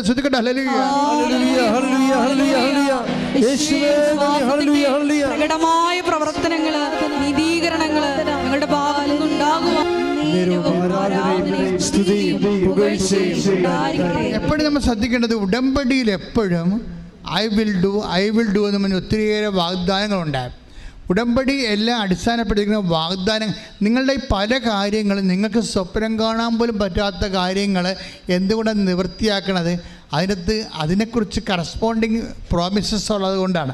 ഉടമ്പടിയും എന്ന് പറയുന്ന വാഗ്ദാനം തന്നെയാണ് ദൈവത്തിൻ്റെ. 8856 വാഗ്ദാനങ്ങൾ ദൈവം തന്നിട്ടുണ്ട്. അതിനകത്ത് ഇനി വരാൻ പോണ കാലത്തുള്ള ജീവിതത്തിൻ്റെ ആവശ്യങ്ങൾ വരെ ഉൾപ്പെട്ടുകൊണ്ടാണ് ആ വാഗ്ദാനം മുന്നോട്ട് പോണത്. അതറിയണമെങ്കിൽ സങ്കീർത്തനം 105:8 വായിച്ച് ശ്രുതിക്കട്ടെ. ഹല്ലേലൂയ ഹല്ലേലൂയ ഹല്ലേലൂയ ഹല്ലേലൂയ ഹല്ലേലൂയ. യേശുവേ നന്ദി, യേശുവേ സ്തുതി. സങ്കീർത്തനം 105:8-9. അവിടുന്ന് തന്റെ ഉടമ്പടി എന്നേക്കും അനുസ്മരിക്കും. ഒന്ന് പറഞ്ഞേ, അവിടുന്ന് തന്റെ ഉടമ്പടി എന്നേക്കും അനുസ്മരിക്കുന്നു. തന്റെ വാഗ്ദാനം തലമുറകൾ വരെ ഓർമ്മിക്കും. അപ്പൊ ഈ ഉടമ്പടി എന്ന് പറയുന്നത് തന്നെ വാഗ്ദാനമാണ്. അതിന്റെ അടുത്ത അടിയിലുള്ള 9 വായിച്ചേ. അബ്രാഹത്തോട് ചെയ്ത ഉടമ്പടി. പറഞ്ഞേ, അബ്രാഹത്തോട് ചെയ്ത ഉടമ്പടി ഇസഹാക്കിന് ശബ്ദപൂർവം നൽകിയ വാഗ്ദാനം തന്നെ. സംഭവം അപ്പോഴ് ഉടമ്പടി എന്ന് പറഞ്ഞ വാഗ്ദാനം തന്നെയാണ്. ദൈവം ഒരു വാഗ്ദാനം തന്നിട്ടുണ്ടെങ്കിൽ അത് ഉടമ്പടിയുടെ ഭാഗമാണത്. അപ്പോൾ ദൈവം തന്ന വാഗ്ദാനം കേട്ടാൽ നമ്മൾ ഞെട്ടിപ്പോകും. എന്തെല്ലാം പറഞ്ഞിരിക്കണത്? അത് ഐസയ്യാ 42 വായിച്ചവന് 42:16. ശ്രുതിക്കട്ടെ. ഹല്ലേലൂയ ഹല്ലേലൂയ ഹല്ലേലൂയ ഹല്ലേലൂയ ഹല്ലേലൂയ. യേശുവേ നന്ദി. ഹല്ലേലൂയ ഹല്ലേലൂയ. യേശയ്യാ 42:16. യേശയ്യാ 42:16. അജ്ഞാതമായ മാർഗത്തിൽ. ഒന്ന് പറഞ്ഞേ, അജ്ഞാതമായ മാർഗത്തിൽ. അപ്പം നിനക്ക് മാർഗം കാണണമെന്നൊരു നിർബന്ധമില്ല. നിനക്ക് എങ്ങനെ രക്ഷപ്പെടും, എങ്ങനെ ജീവിക്കും, എങ്ങനെ ഈ വിഷയം തരണം ചെയ്യും, ആരും നമ്മളെ സഹായിക്കും, അങ്ങനെ ചോദിക്കേണ്ട. മനുഷ്യന്മാരെ ആശ്രയിക്കേണ്ടെന്ന് പറഞ്ഞിട്ടുണ്ട്. രക്ഷാൻ കഴിയാത്ത മനുഷ്യ അഭയം തേടരുത്. Take the blood of God. ശ്രുതിക്കട്ടെ. ഹല്ലേലൂയ ഹല്ലേലൂയ ഹല്ലേലൂയ ഹല്ലേലൂയ ഹല്ലേലൂയ. യേശുവേ നന്ദി. ഹല്ലേലൂയ ഹല്ലേലൂയ ഹല്ലേലൂയ. യേശുവേ സ്തുതി. ഹല്ലേലൂയ ഹല്ലേലൂയ. ആരാധന ആരാധന ആരാധന. യേശുവേ മഹത്വം മഹത്വം മഹത്വം മഹത്വം. ഹല്ലേലൂയ ഹല്ലേലൂയ ഹല്ലേലൂയ ഹല്ലേലൂയ ഹല്ലേലൂയ. യേശുവേ നന്ദി നന്ദി നന്ദി. ഹല്ലേലൂയ ഹല്ലേലൂയ. 118 സങ്കീർത്തനം 8 തിരുവചനം. സങ്കീർത്തനം 118:8. മനുഷ്യനിൽ ആശ്രയിക്കുന്നതിനേക്കാൾ നല്ലത് കർത്താവിൽ അഭയം തേടുന്നത് നല്ലത്. പ്രഭുക്കന്മാരിൽ ആശ്രയിക്കുന്നതിനേക്കാൾ കർത്താവിൽ അഭയം തേടുന്നത് നല്ലത്. പ്രഭുക്കന്മാരുണ്ടാവും, പാർട്ടിക്കാരുണ്ടാവും, പള്ളിക്കാരുണ്ടാവും, നാട്ടുകാരുണ്ടാവും, ബന്ധുക്കളുണ്ടാവും, സ്വന്തപ്പെട്ടവരുണ്ടാവും, അളിയന്മാരുണ്ടാവും. ഈ അണ്ണന്മാരിൽ ആശ്രയിക്കുന്നതിനേക്കാൾ എന്താ എഴുതിയിരിക്കണത്? പ്രഭുക്കന്മാർ ആശ്രയിക്കുന്നതിനേക്കാൾ, വായിച്ചോളൂ, കർത്താവിൽ ആശ്രയിക്കുന്നതാണ് നല്ലത്. അപ്പോൾ പ്രഭുക്കന്മാർ എന്ന് പറഞ്ഞ് പ്രഭുക്കന്മാരിൽ ആശ്രയിക്കുന്നതിനേക്കാൾ കർത്താവിൽ ആശ്രയിക്കുന്നതാണ് നല്ലത്. അപ്പം നിങ്ങൾ ഈ മനുഷ്യന്മാരിലുള്ള ആശ്രയം കുറച്ച് കൊണ്ടുവരണം. എന്നിട്ട് എന്ത് ചെയ്യണം? ദൈവത്തിൽ ആശ്രയിച്ചുകൊണ്ടിരിക്കണം. പ്രേക്ഷിത വേലയായാലും ശരി, അതുപോലെ തന്നെ ഉപവി പ്രവർത്തനങ്ങളായാലും ശരി, ആതുര സേവനങ്ങളായാലും ശരി, ദൈവത്തിൽ ആശ്രയിക്കുന്നതിൻ്റെ ഒരു ആവിഷ്കാരങ്ങളാണെതെല്ലാം. അതപ്പോൾ ദൈവത്തിൽ നിങ്ങളുടെ ഉടമ്പടി സത്യസന്ധമാണെന്ന് തോന്നും. അങ്ങനെ വന്നാൽ നിങ്ങൾ ചിന്തിക്കാത്തതുകൊണ്ട് വാഗ്ദാനമാണെന്ന് നമ്മൾ കണ്ടില്ലേ. അതായത് സങ്കീർത്തനം 105:8-9 എന്താ പറയണത്? ഉടമ്പടി തന്നെയാണ് വാഗ്ദാനം. വാഗ്ദാനം എന്ന് പറയുന്നത് എന്താണ്? I will lead the blind by a road they do not know. അന്ധന്മാരെ വാഗ്ദാനത്തിലുള്ളതാണ്. അന്ധന്മാരെ ഞാൻ എന്ത് ചെയ്യും? അതായത് I will lead the blind by a road they do not know. അവർക്ക് അജ്ഞാതമായ വഴികളിലൂടെ ഞാൻ അന്ധന്മാരെ നയിക്കും. ഒന്ന് ചിന്തിച്ച് നോക്കിയേ. നിങ്ങളൊന്ന് കണ്ണടച്ചിരുന്നാൽ നോക്കിയാൽ മനസ്സിലാവും. നിങ്ങൾക്ക് കണ്ണടച്ച് നടക്കാൻ പറ്റും നമുക്ക്. അപ്പം അന്ധന്മാരാണെന്ന് വിചാരിച്ചോ? എന്നുവെച്ചാൽ നമ്മളൊക്കെ എങ്ങനെ ജീവിക്കും? ഏത് ജോലി ചെയ്യും? എപ്പോൾ കല്യാണം കഴിക്കാൻ പറ്റും? കുഞ്ഞുങ്ങളുണ്ടാകുമോ? ജോലി കിട്ടുമോ? നമ്മുടെ കടങ്ങൾ എങ്ങനെ പരിഹരിക്കും? ഈ രോഗം എങ്ങനെ സുഖപ്പെടും എന്ന് നമുക്കറിയാൻ പാടില്ലാതിരിക്കുന്ന സമയമാണ് അന്ധത എന്ന് പറയുന്നത്. അതാണ് അന്ധത എന്ന് പറയുന്നത്. അപ്പം അങ്ങനെ നിനക്ക് നിൻ്റെ ജീവിതത്തെക്കുറിച്ചും ജീവിതത്തിൽ എങ്ങനെ രക്ഷപ്പെടുന്നതിനെക്കുറിച്ച് you have no idea. Then you are a blind person. Blind പേഴ്സണിനുള്ള പ്രോമിസ് എന്താണ്? I will lead the blind. എവിടെയാണത്? നിനക്കജ്ഞാതമായ വഴികളിലൂടെ, നീ ഇന്നുവരെ ചിന്തിക്കാത്തത്, ആലോചിക്കാത്തത്, നിൻ്റെ ബുദ്ധി കൊണ്ട് കണ്ടുപിടിക്കാത്ത വഴികളിലൂടെ കർത്താവ് നിന്നെ കൈപിടിച്ച് നടത്തും. കൈയിടിച്ച് കർത്താവ് വരുമ്പോൾ നിനക്ക് വേണ്ടത് നീ ഫ്രഷ് ആകാൻ പറയും. ഈശോ നീ ഒരു ഫ്രഷ് ഹാൻഡ് ആകാൻ പറയും. എന്ന് വെച്ച് കഴിഞ്ഞാൽ പല കാലങ്ങളിൽ പല ജീവിതാവസ്ഥകളും കുറേ പ്രാർത്ഥനകളൊക്കെ നീ ചെയ്തിട്ടുണ്ട്. നീ കുറേ ഉപവാസമൊക്കെ ചെയ്തിട്ടുണ്ടാകും പണ്ട് ഓരോരോ കാര്യത്തിന് വേണ്ടി. നീ കുറേ കുരിശിൻ്റെ വഴിയൊക്കെ നടത്തി കാണും. നീ കുറേ നൊവേനൊക്കെ കൂടിക്കാണും. നീ പല കാര്യങ്ങൾ ചെയ്ത് കാണും. അപ്പോഴേ ഇങ്ങനെ ഒത്തിരി കാര്യങ്ങൾ ചെയ്തപ്പോൾ അതിലെന്തോ ആണ് ഉടമ്പടി. ഒരു ഇനിതി ചെയ്തതുകൊണ്ട് എന്താ ഗതി? അത് പഴയതുപോലെ തന്നെ വരുമോ? അങ്ങനെയൊക്കെ ചിന്തിച്ച് മനസ്സിടിയുന്നവരോട് കർത്താവ് പറഞ്ഞ എന്താ പറഞ്ഞിരിക്കണത്? 43:18 വായിച്ച് ശ്രുതികടെ. ഐസയ 43:18 ശ്രുതികടെ. ഹല്ലേലൂയ ഹല്ലേലൂയ ഹല്ലേലൂയ ഹല്ലേലൂയ. യേശുവേ നന്ദി. ഹല്ലേലൂയ. യേശയ്യ 43:18 കഴിഞ്ഞ കാര്യങ്ങൾ ഏറ്റുപറഞ്ഞ കഴിഞ്ഞ കാര്യങ്ങൾ നിങ്ങൾ ഓർക്കുകയോ പരിഗണിക്കുകയോ വേണ്ട. ഇതാ ഞാൻ പുതിയ ഒരു കാര്യം ചെയ്യുന്നു, അത് മുളയെടുക്കുന്നത് നിങ്ങൾ അറിയുന്നില്ലേ? ഞാൻ വിജനദേശത്ത് ഒരു പാതയും മരുഭൂമിയിൽ നദികളും ഉണ്ടാക്കും. ഈ 43:19 വചനമുണ്ട്. അതായത് അതെന്താ പറയണത് വെച്ചാൽ, ഞാൻ ഒരു പുതിയ കാര്യം ചെയ്യുന്നു, അത് മുളയെടുക്കുന്നത് നിങ്ങൾ അറിയുന്നില്ലേ? അതായത് ആന്തരികമായ അഭിഷേകം ലഭിച്ചവർക്കുണ്ടാകുന്ന ഒരു ഇൻഡ്യൂറ്റീവ് നോളജ് ഉണ്ടാകും. അതായത് ഇപ്പോൾ എല്ലാവരും പറയും, ഇപ്പം ചിലരൊക്കെ എന്താ പറയണത്, അവർ ഇപ്പോൾ കഴിഞ്ഞ ദിവസം ഒരു സാക്ഷ്യം എന്താ, അവർ 9 കൊല്ലമായ മക്കളില്ല എന്നുണ്ടെങ്കിലും അവർ ഉടമ്പടി എടുത്തപ്പോൾ അവർ ഒരു 2-3 ആഴ്ച കഴിഞ്ഞാൽ പറഞ്ഞ്, ഈ പ്രാവശ്യം എനിക്ക് കർത്താവ് കുഞ്ഞിനെ തരും, ഞാൻ പ്രഗ്നൻ്റ് ആണെന്ന്. പക്ഷെ ആരും ഭർത്താവിനോട് പോലും പറഞ്ഞില്ല. എന്തിനാണ് ഭർത്താവിനോട് പറയാതിരിക്കണമെന്ന് വെച്ച് കഴിഞ്ഞാൽ, അത് സ്ഥിരീകരിച്ച് കഴിഞ്ഞതിന് ശേഷം ഞാൻ ഭർത്താവിനോട് പറയും. ഭർത്താവ് എന്താ സാക്ഷ്യം പറഞ്ഞിരിക്കണത്?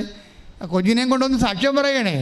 അതായത് ഞാൻ അറിഞ്ഞില്ല, ഇവള് സന്ധ്യപ്രാർത്ഥനയ്ക്ക് എന്നെ മാതാവാക്കിയതിന് ഞാൻ അങ്ങേക്ക് നന്ദി പറയണമെന്ന് കേട്ടപ്പോഴാണ് ഞാൻ തിരിഞ്ഞു നോക്കിയ മാതാവായ. സ്വന്തം ഭർത്താവ് പോലും അറിയുന്നില്ല. അവളെ ഈ വിശ്വാസം ജീവിക്കുകയാണ്. അവൾ 9 കൊല്ലം അവർക്ക് മക്കളില്ല.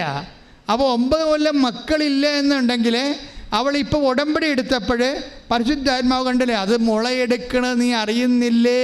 കൈയടിച്ച് ശ്രദ്ധിക്കട്ടെ.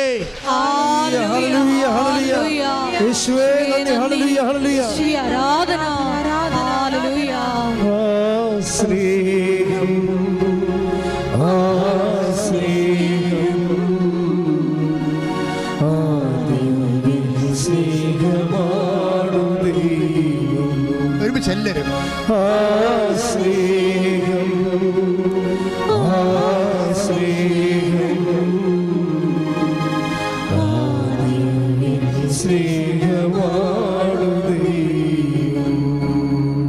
ഈ അനുഭവങ്ങൾ ലെവലിൽ ഇപ്പം ഇന്നലെ തന്നെ ശിവനന്ദൻ എന്താ പറഞ്ഞതറിയാവോ? അയാൾ തുടങ്ങുന്നതിന് ഇങ്ങനെയാണ്: ഇത് ജീവനുള്ള ദൈവങ്ങൾ അധിവസിക്കുന്ന ഈ സ്ഥലത്തേക്ക് എന്നെ കൂട്ടിക്കൊണ്ടുവന്നതിന് നന്ദി പറയണമെന്ന്. അദ്ദേഹം അങ്ങനെ പറയണത്. ക്രിസ്തീയതയിൽ ഒറ്റ ദൈവം മാത്രമേ ഉള്ളൂ. പക്ഷെ അദ്ദേഹത്തിൻ്റെ ഒരു എക്സ്പ്രഷനാണ്, ജീവനുള്ള ദൈവങ്ങൾ വസിക്കുന്ന ഇടത്തേക്ക് എന്നെ കൂട്ടിക്കൊണ്ടുവന്നതിന് ഞാൻ നന്ദി പറയണം. അതാണ് ശിവനന്ദനന്ദൻ്റെ സാക്ഷ്യത്തിൻ്റെ ആദ്യ ഭാഗങ്ങളെ. പക്ഷേ എന്ത് സംഭവിച്ചു കഴിഞ്ഞാൽ, നമ്മൾ 9 കൊല്ലം മക്കളില്ല. ഒന്ന് ചിന്തിച്ച് നോക്കിയേ.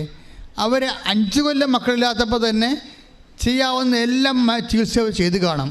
പക്ഷെ ഉടമ്പടി എടുത്തപ്പോൾ അവിടെ ഉള്ളിൽ പരിശുദ്ധാത്മാവ് നീ ഈ ആഴ്ച പ്രഗ്നൻ്റ് ആകുമെന്ന് ആന്തരികമായിട്ട് അവളോട് സംസാരിക്കാൻ തുടങ്ങി. ഇത് ഒരു പുതിയ കാര്യമല്ല. അതുകൊണ്ടാണ് ബൈബിൾ പറയണത്, അതായത് ഇതാ ഞാനൊരു പുതിയ കാര്യം ചെയ്യുന്നു, അത് മുളയെടുക്കുന്നത് നിങ്ങൾ അറിയുന്നില്ലേ? അതാണ് ഐസയ 43:18-19. അതായത് നമ്മൾ രക്ഷപ്പെടാൻ പോകുന്ന കാര്യം നമുക്ക് മുന്നറിവ് തരും. നമുക്ക് നീ വിഷമിക്കണ്ട, നിൻ്റെ വിസ ഈ ആഴ്ച വരും. അതാണ് വിഷയം. നീ വിഷമിക്കണ്ട. നിന്നെ സംബന്ധിച്ചത് നിനക്ക് ഇപ്പോൾ പൈസ ഇല്ലെങ്കിലും പൈസ എങ്ങനെയായാലും ഉണ്ടാകും. എത്ര സാക്ഷ്യം നിങ്ങൾക്ക് വേണം ഇതുപോലെ. അത് അപ്പോൾ ദൈവം ഇടപെട്ട് കഴിയുമ്പോൾ അത് മുളയെടുക്കണത് നമുക്ക് തന്നെ ദൈവം തന്നെ നമ്മൾക്ക് അറിയിച്ചുകൊണ്ടിരിക്കും. അതുകൊണ്ടാണ് ശിവനന്ദനം പറഞ്ഞത് ജീവനുള്ള ദൈവം അധിവസിക്കുന്ന ഇടമെന്ന് പറഞ്ഞത്. അതായത് എന്തിനാണ് ഞാനിപ്പോൾ എന്നിലൂടെ ദൈവം നിങ്ങളോട് സംസാരിക്കണം ചോദിച്ചു കഴിഞ്ഞാൽ, നിങ്ങൾ മനസ്സ് പതറരുത്, നിങ്ങൾ ഇടയ്ക്ക് ഇട്ട് കളയരുത്. നിങ്ങൾ വർദ്ധിച്ച സ്നേഹത്തോടെ ജീവചൈതന്യത്തോടെ ദൈവത്തെ ഇന്ന് അല്ലെങ്കിൽ നാളെ അല്ലെങ്കിൽ അടുത്ത ആഴ്ച ഈ ദൈവം എന്നെ സ്പർശിക്കും, ഞാൻ ദൈവത്തിൻ്റെ കൈപിടിച്ച് എൻ്റെ ജീവിത അന്ത്യം വരെ നടക്കുന്ന ഒരു കാലം വരും. കൈയടിച്ച് ശ്രദ്ധിക്കട്ടെ. കണ്ണുനീരോടെ പ്രാർത്ഥിക്കുന്ന, ഇപ്പോഴും ഓൺലൈനിൽ പ്രാർത്ഥിക്കുന്നവരുണ്ട്, ഇവിടെ തീർത്ഥാടനത്തിൽ പ്രാർത്ഥിക്കുന്നവരുണ്ട്. കർത്താവ് ഉടമ്പടി എടുത്തിട്ട് കർത്താവ് ഈ നിമിഷം നീ വരും, അടുത്ത നിമിഷം വരുമെന്ന് നിന്നെ കാത്തിരുന്ന് കണ്ണു നൊന്ത് പ്രാർത്ഥിക്കുന്നവരുണ്ട്. അവരെല്ലാം സമർപ്പിച്ച് പ്രാർത്ഥിക്കുന്ന കർത്താവേ, നീ വരാതിരിക്കുമ്പോഴേ, നീ വരുന്നില്ലെങ്കിൽ കർത്താവേ ഇവർ വെണ്ണീറായി പോകുന്നുള്ള വലിയ സത്യം കർത്താവേ ഈ അൾത്താറയിൽ അമ്മ മാതാവ് ജീവനോടെ പ്രത്യക്ഷപ്പെട്ട ഈ സ്ഥലത്ത് നിന്നുകൊണ്ട് കർത്താവേ ഞാൻ നിന്നെ അറിയിക്കാൻ ആഗ്രഹിക്കണം കർത്താവേ. നീ വരുന്നില്ലെങ്കിൽ, നീ വൈകിയാൽ കർത്താവേ അങ്ങനെ മക്കൾ കർത്താവേ വെണ്ണീറായി പോകും കർത്താവേ. നീ ഞങ്ങളുടെ പിതാക്കന്മാരോട് കാണിച്ച കാരുണ്യം, അങ്ങനെ അവകാശം ഓഹരിമാകുന്ന ഇസ്രായേൽ ജനത്തോട് നീ കാണിച്ച കാരുണ്യം കർത്താവേ, ഈ കാര്യങ്ങൾ നിന്റെ നാമം വിളിച്ച് പ്രാർത്ഥിക്കുന്ന ഓരോ മകൻ്റെ മേലും മകളുടെ മേലും കർത്താവേ നീ കൈവെക്കണമെന്ന് പ്രാർത്ഥിക്കുന്നു. നിന്റെ ആണിപ്പെടുതാതെ വലതുകരം അത്ഭുതകരം സ്പർശിക്കണം പ്രാർത്ഥിക്കുന്നു. ഒരുമിച്ച് പ്രാർത്ഥിക്കട്ടെ, ഒരുമിച്ച് ശ്രദ്ധിക്കട്ടെ കർത്താവ്. നിന്റെ വലിയ ശക്തി കർത്താവ് മക്കളെ കൊഴുക്കണം പ്രാർത്ഥിക്കുന്ന കർത്താവ്. അടിപ്പിണർ പോലെ കർത്താവെ, വൈദ്യ അക്കാലം പോലെ കർത്താവ് ദൈവിക ശക്തി കർത്താവ് ആകാശം പിളർന്നിറങ്ങണമെന്ന് പ്രാർത്ഥിക്കുന്ന കർത്താവ്. ഈശോ അങ്ങയുടെ ചൈതന്യം കർത്താവ്, അങ്ങയുടെ ശക്തി കർത്താവ്, അങ്ങയുടെ തിരുമുറവാടുന്ന വലതുകരം ഓരോ മകൻ്റെ മേലും ഓരോ മകളുടെ മേലും കർത്താവ് വെക്കണം പ്രാർത്ഥിക്കുന്ന കർത്താവ്. ഉച്ച മുതൽ ഉള്ളംകാലം വരെ അടിപ്പിണർ പോലെ, അടിപ്പിണർ പോലെ വൈദ്യുത ആക്കാലം പോലെ ദൈവികമായ ശക്തി ഇറങ്ങി വസിക്കട്ടെ കർത്താവ്. രോഗത്തിൻ്റെ സൗഖ്യ പിണരുകൾ കർത്താവ് ഇപ്പോഴും മക്കൾ അനുഭവിക്കട്ടെ പ്രാർത്ഥിക്കുന്ന. പേശികളുടെ വേദന ഉള്ളവർ പ്രാർത്ഥിച്ചുകൊണ്ട് കർത്താവ് അവരെ സമർപ്പിച്ചുകൊണ്ട് പ്രാർത്ഥിക്കണം ഈശോയെ. സർവാംഗം കർത്താവ്, വിസർപ്പ രോഗമുള്ളവർ കർത്താവ് സോറിയാസിന്റെ രോഗമുള്ളൊരു കർത്താവ് കണ്ണീരോടെ പ്രാർത്ഥിക്കുന്നു. കർത്താവേ, ഞങ്ങൾക്ക് വേണ്ടി ക്രൂശിക്കപ്പെട്ടവനെ, ഞങ്ങൾക്ക് വേണ്ടി തിരുവാവിൽ മുറിവേറ്റവനെ, ഞങ്ങൾക്ക് വേണ്ടി മുഴുക്കനും ചൂടിയവനെ, നിന്റെ തിമിർ പാർന്ന വലതുകരം ഓരോ മകൻ്റെ വേണ്ടി വെക്കണേ പ്രാർത്ഥിക്കുന്നു. കർത്താവ് നിന്റെ മുടി ഇഴകൾ പോലും ഓരോന്നും കർത്താവ് ഒന്നൊഴിയാതെ എണ്ണിയിരിക്കുന്നു പറഞ്ഞ കർത്താവ്, ഞങ്ങളെ സ്വന്തം പുത്തനെ നൽകി സ്നേഹിക്കാൻ പോകുന്ന ഞങ്ങളെ പുത്തനോടൊപ്പം കർത്താവ് ഞങ്ങൾക്ക് വേണ്ടി സമസ്തവും നൽകുന്ന നല്ല ദൈവമേ, നിന്റെ സ്നേഹത്തിൻ്റെ കിരണങ്ങൾ അവിടെ പിണറുകൾ കർത്താവ്, രോഗത്തിൻ്റെ സൗഖ്യത്തിൻ്റെ പിണറുകൾ കർത്താവ്, ഉച്ചമുതൽ ഉള്ളംകാലം വരെ ഓരോ ആന്തരിക അവയവങ്ങൾ, പിസ്തുല രോഗികൾ, PCOD രോഗികൾ, RSS രോഗികൾ, ശ്വാസകോശ രോഗികൾ കർത്താവ്, കരൾ രോഗികൾ കർത്താവ്, തൈറോയ്ഡ് രോഗികൾ കർത്താവ്, സ്പോണ്ടിലോസിസ് രോഗികൾ, പിൻകഴുത്തിൽ വേദനയുള്ളവർ, അസ്ഥി രോഗികൾ, നടുവിൽ ചെരിഞ്ഞവർ കർത്താവ്, മുതുകിന് മുഴയുള്ളവർ, സർവാംഗം മുഴയുള്ളവർ കർത്താവ്, വാതരോഗികൾ, യേശു ക്രിസ്തുവിൻ്റെ ഉന്നതമായ രക്തം മഴ പോലെ പെയ്യട്ടെ. യേശു ക്രിസ്തു ഉന്നതമായ രക്തം മഴ പോലെ പെയ്യട്ടെ. യേശു ക്രിസ്തു ഉന്നതമായ രക്തം മഴ പോലെ പെയ്യട്ടെ.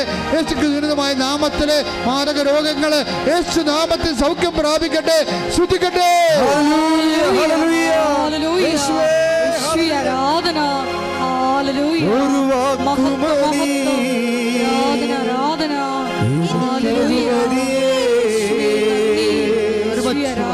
ഒരു വാക്കുമതി,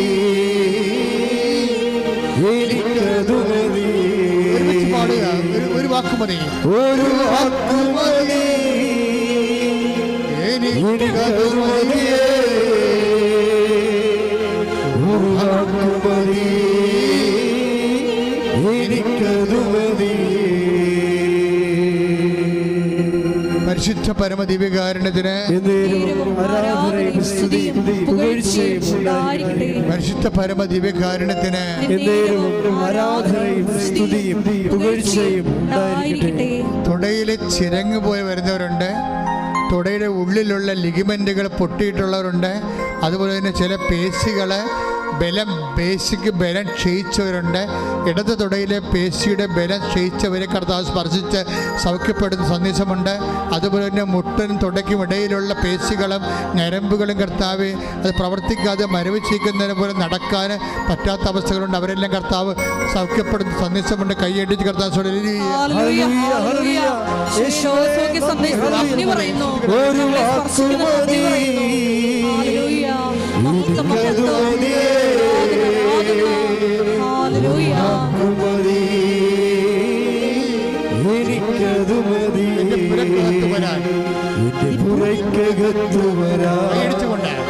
തോരാത്തവരാണേ എന്റെ കൂടിരിക്കാനും ഞാൻ തോരാത്തവനാണേ. എന്റെ പുറയ്ക്കകത്തു വരാ ഞാൻ തോരാത്തവരാണേ. എന്റെ കൂടിരിക്കാനും ഞാൻ തോരാത്തവനാണേ. ഒരു വാക്കുമതി, എനിക്കതു മതിയേ. ഒരു വാക്കുമതി, എനിക്കതു മതിയേ. ഒരു വാക്കുമതി, എനിക്കതു മതിയേ. ഒരു വാക്കുമതി, എനിക്കതു മതിയേ.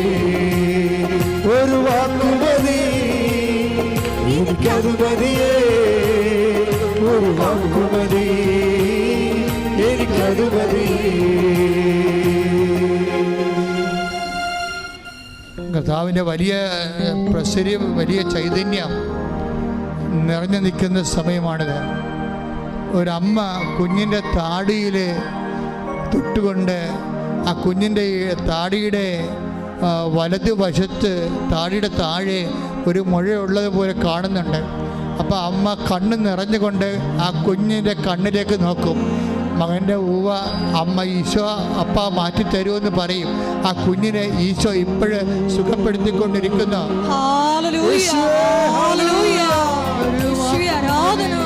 ഒരു വാക്കുമതിയേ, എനിക്കതു മതിയേ. ഒരു വാക്കുമതിയേ, എനിക്കതു മതിയേ. ഒരു വാക്കുമതി, എനിക്കതു മതിയേ. ഒരു വാക്കുമതി, എനിക്കതു മതിയേ. എന്റെ പുറയ്ക്കകത്തു വരാ ഞാൻ പോരാത്തവനാണേ. എന്റെ കൂടെ ഇരിപ്പാനും ഞാൻ പോരാത്തവനാണേ. എന്റെ പുറയ്ക്കകത്തു വരാ ഞാൻ പോരാത്തവനാണേ. എന്റെ കൂടെ ഇരിപ്പാനും പോരാത്തവനാണേ. ഒരു വാക്കു മതി എനിക്കത് മതിയേ, ഒരു വാക്കു മതി എനിക്കത് മതിയേ. But only say the word. സദാധിപൻ പറഞ്ഞ കാര്യമാണ്. But you only say the word and I shall be healed. അതായത് നീ ഒരു വാക്ക് ഇവിടെ നിന്ന് പറഞ്ഞാൽ മതി, എൻ്റെ വീട്ടിൽ കിടക്കുന്ന ഭൃത്യൻ സുഖപ്പെട്ടുകൊള്ളുമെന്ന്. യേശുവിനെ തിരിച്ചറിയുന്നവരെ ഇവിടെ നിന്ന് കർത്താവ് ഒരു വാക്ക് പറയും. നീ വീട്ടിൽ ചെല്ലുമ്പോൾ നീ എന്തിനു വേണ്ടി കർത്താവിന് അമ്മമാതാവ് പ്രത്യക്ഷപ്പെട്ട് ഇടത്ത് വന്ന് കണ്ണീരിട്ടോ ദൈവ പൈതലെ, നീ വീട്ടിൽ ചെല്ലുമ്പോൾ അതിൻ്റെ അടയാളം നീ കാണുമെന്നാണ് കർത്താവിൻ്റെ വചനങ്ങളിലുള്ളത്. ഒരു വാക്ക് മതി, നീ ഇവിടെ നിന്ന് പറഞ്ഞാൽ മതി. വീട്ടിൽ ചെല്ലുമ്പോൾ എനിക്കത് അനുഭവിക്കാൻ കഴിയുമെന്ന് കർത്താവെ, ശതാധിപനെ പോലെ ഞങ്ങൾ വിശ്വസിക്കുന്ന കർത്താവെ, ഈ വിശ്വസിക്കുന്ന മക്കളുടെ മേൽ കർത്താവെ നിന്റെ തിരുമുറുമാറുന്ന വലതുകരം വെക്കണമേ, ആണിപ്രതാറുന്ന അത്ഭുതകരം വെക്കണമേ. എൻ്റെ കർത്താവെ, ഏതെല്ലാം കാര്യങ്ങൾക്ക് വേണ്ടി, ഏതെല്ലാം വിഷയങ്ങൾക്ക് വേണ്ടി അങ്ങനെ മക്കള് വേദനപ്പെടുന്നുവോ, ആ വേദനപ്പെടുന്ന സാഹചര്യങ്ങൾ അവരെ കൊണ്ട് ചെയ്യാൻ പറ്റാത്തതാണെങ്കിൽ കർത്താവെ നിങ്ങൾ ഭയപ്പെടേണ്ട. കർത്താവ് നീ പറഞ്ഞില്ലേ കർത്താവെ, ഐസയ്യാ 42:3-5 നീ പറഞ്ഞില്ലേ കർത്താവെ, ഭയപ്പെടേണ്ട, ഞാൻ നിന്റെ കൂടെ വരുമെന്ന് പറഞ്ഞില്ലേ കർത്താവെ. കർത്താവെ, ഈ മക്കളുടെ കൂടെ കർത്താവെ അങ്ങ് പോകുന്നതിന് പകരം ഉടമ്പടിയിലൂടെ അങ്ങ് സഞ്ചാരി മാതാവായി പരിശുദ്ധ അമ്മയെ തന്നെ വിട്ടുകൊണ്ട് 10,000 സാക്ഷ്യം പറയുന്ന അനുഗ്രഹത്തിൻ്റെ ഈ വലിയ കാലഘട്ടത്തിൽ കർത്താവ് അതിൻ്റെ അവകാശികളാകാൻ, ഓഹരിയാകാൻ കർത്താവ് അങ്ങനെ മക്കളെ ഇപ്പോൾ അനുഗ്രഹിക്കണം പ്രാർത്ഥിക്കുന്നു. തീർത്ഥാടനത്തിൽ ഇരിക്കുന്നവരെയും ഓൺലൈനിൽ ഇരിക്കുന്നവരെയും അവരെന്തെല്ലാം വിഷയത്തിന് വേണ്ടിയാണ് ഉടമ്പടി എടുത്തിരിക്കുന്ന കർത്താവ് അതെല്ലാം സ്പർശിക്കട്ടെ. അതിൻ്റെ ബന്ധനങ്ങൾ, അതിൻ്റെ എല്ലാവിധ തകർച്ചകൾ, അതിൻ്റെ എല്ലാവിധ തടസ്സങ്ങൾ യേശു ക്രിസ്തുവിന്റെ നാമത്തിൽ മാറിപ്പോകട്ടെ. ശ്രുതിക്കട്ടെ. തടസ്സങ്ങളും നീങ്ങിപ്പോയിക്കൊണ്ട് യേശുനാമം ആരാധനയിലൂടെ മഹത്വപ്പെടുത്തണമേ. എനിക്കത് മതിയേ, ഒരു വാക്കു മതി എനിക്കത് മതിയേ, ഒരു വാക്കു മതി എനിക്കത് മതിയേ. കണ്ണുകളടച്ച് കൈകൾ നെഞ്ചത്ത് വെച്ചുകൊണ്ട് വളരെ ദൈവികമായ ഒരു നിമിഷങ്ങളിൽ നമ്മൾ എത്തിച്ചേർന്നിരിക്കുകയാണ്. നിങ്ങളുടെ ജീവിതത്തിൻ്റെ ഓരോ വിഷയങ്ങളെയാണ് അൾത്താരയിൽ അവർക്ക് വീഞ്ഞില്ല എന്ന് പറഞ്ഞുകൊണ്ട് നമ്മുടെ എല്ലാ ഇല്ലായ്മകളും പരിശുദ്ധ അമ്മയുടെ കപ്പാസിറ്റിയിലും കഴിവിലും യോഗ്യതയിലും ആരാധന തിരുസന്നിധി ജീവനോടെ പ്രത്യക്ഷപ്പെട്ട പരിശുദ്ധ അമ്മയുടെ മാധ്യസ്ഥത്തിലെ നിൻ്റെ ഉടമ്പടി സങ്കടങ്ങളെ വെച്ചുകൊണ്ടിരിക്കുന്ന സമർപ്പിക്കുന്ന വലിയ സമയമാണ്. നീ ശാന്തമായി പ്രാർത്ഥിക്കുക ദൈവപൈതലേ. നിന്റെ കണ്ണീരോടെ നീ സ്വന്തമായിട്ട് പ്രാർത്ഥിക്കുക ദൈവപൈതലേ. നീ സ്വരത്തി പറഞ്ഞ് പ്രാർത്ഥിക്കുക ദൈവപൈതലേ. നിന്റെ ഓരോ ആവശ്യങ്ങളും ഉടമ്പടി വിഷയങ്ങൾ നീ പറഞ്ഞ് പ്രാർത്ഥിക്കുക ദൈവപൈതലേ. നിനക്ക് പ്രാർത്ഥിക്കാൻ പറ്റണില്ലെങ്കിൽ നീ സ്വന്തമായി സ്തുതിക്കുകയോ നിന്നെ സ്വന്തമായിട്ട് കരയുകയോ ചെയ്തുകൊണ്ട് കർത്താവിൻ്റെ തിരുസ്ഥിതി നിന്റെ കണ്ണുനീര് വീഴട്ടെ. കർത്താവെ, അങ്ങനെ മക്കളുടെ അങ്ങനെ പരിശുദ്ധ പൗരോഹിത്യത്തെ ഇപ്പോൾ മഹത്വപ്പെടുത്തണമേ എന്ന് പ്രാർത്ഥിക്കുന്നു. കർത്താവെ, അങ്ങനെ മക്കൾ ഇപ്പോൾ ഓൺലൈനായിട്ടും ഇപ്പോൾ ഇവിടെ തീർത്ഥാടനത്തിലും അനേകം മക്കൾ ഓരോരോ കാര്യങ്ങൾക്ക് വേണ്ടി പ്രാർത്ഥിക്കുന്നിടത്ത് അവർക്ക് ഇനി ഒരു അടി മുന്നോട്ട് വെക്കാൻ ഇല്ലെന്ന് ഈ ലോകത്ത് അറിയാവുന്ന അങ്ങ് മാത്രമാണ് കർത്താവെ. ഈശോ, അവരുടെ പഴയകാല ജീവിതമോ എന്ത് തന്നെയായാലും അത് കാര്യമാക്കണ്ട എന്ന് നീ പറഞ്ഞു കർത്താവെ. കർത്താവ് ഐസയ്യാ 43:18 നീ പറഞ്ഞു, പഴയ കാര്യങ്ങൾ നീ കാര്യമാക്കണ്ട, ഇതൊരു പുതിയ കാര്യം ചെയ്യണമെന്ന് പറഞ്ഞത് കർത്താവെ. അതുപോലെ കർത്താവെ, പുതിയ കാര്യമായി ആ ജനതകളുടെ പാപങ്ങൾ, ജനതകളുടെ പഴയത്തിലുള്ള നന്ദിക്കേടുകൾ, അവരുടെ തരത്തിലുള്ള അലംഭാവങ്ങൾ ഒന്നുമേ കണക്കിലെടുക്കാതെ ഈ കാലത്ത് കർത്താവെ എല്ലാം മായ്ച്ച് നിന്റെ വിശുദ്ധമായ രക്തത്താൽ ഞങ്ങളുടെ പാപം പോലും മായ്ച്ച് കളഞ്ഞുകൊണ്ട് ഞങ്ങളെ വീണ്ടെടുത്ത് വിശുദ്ധീകരിച്ച് സ്വന്തമാക്കി ഞങ്ങളുടെ പൊന്നുതമ്പുരാനെ നിന്റെ കൃപയാൽ അങ്ങനെ മക്കളുടെ കണ്ണുനീരിൻ്റെ കാരണങ്ങളെ ഏറ്റെടുത്തുകൊണ്ട് അവരെ ആശീർവദിക്കണം പ്രാർത്ഥിക്കുന്നു. കർത്താവേ, സ്വർഗം തുറക്കണമേ കർത്താവേ, സ്വർഗം തുറക്കണമേ കർത്താവ്. ദിവ്യകൃപാനയുടെ ശക്തി, ദൈവിക കൃപയായി ഓരോ മകൻ്റെ മേലെ, ശരീരത്തിൻ്റെ മേലെ, ജീവിതത്തിൻ്റെ മേലെ, കുടുംബത്തിൻ്റെ മേലെ, ജീവിതത്തിൻ്റെ വഴികളിലെ മേലെ, തടസ്സങ്ങളുടെ മേലെല്ലാം കർത്താവ് രക്തം പടരട്ടെ. എല്ലാ മാരക തടസ്സങ്ങൾ, ജീവിത ദുരിതങ്ങൾ, ജീവിത തടസ്സങ്ങൾ യേശു ക്രിസ്തുവിന്റെ നാമത്തിൽ മാറിപ്പോകട്ടെ. ശ്രുതിക്കട്ടെ. ആരാധന.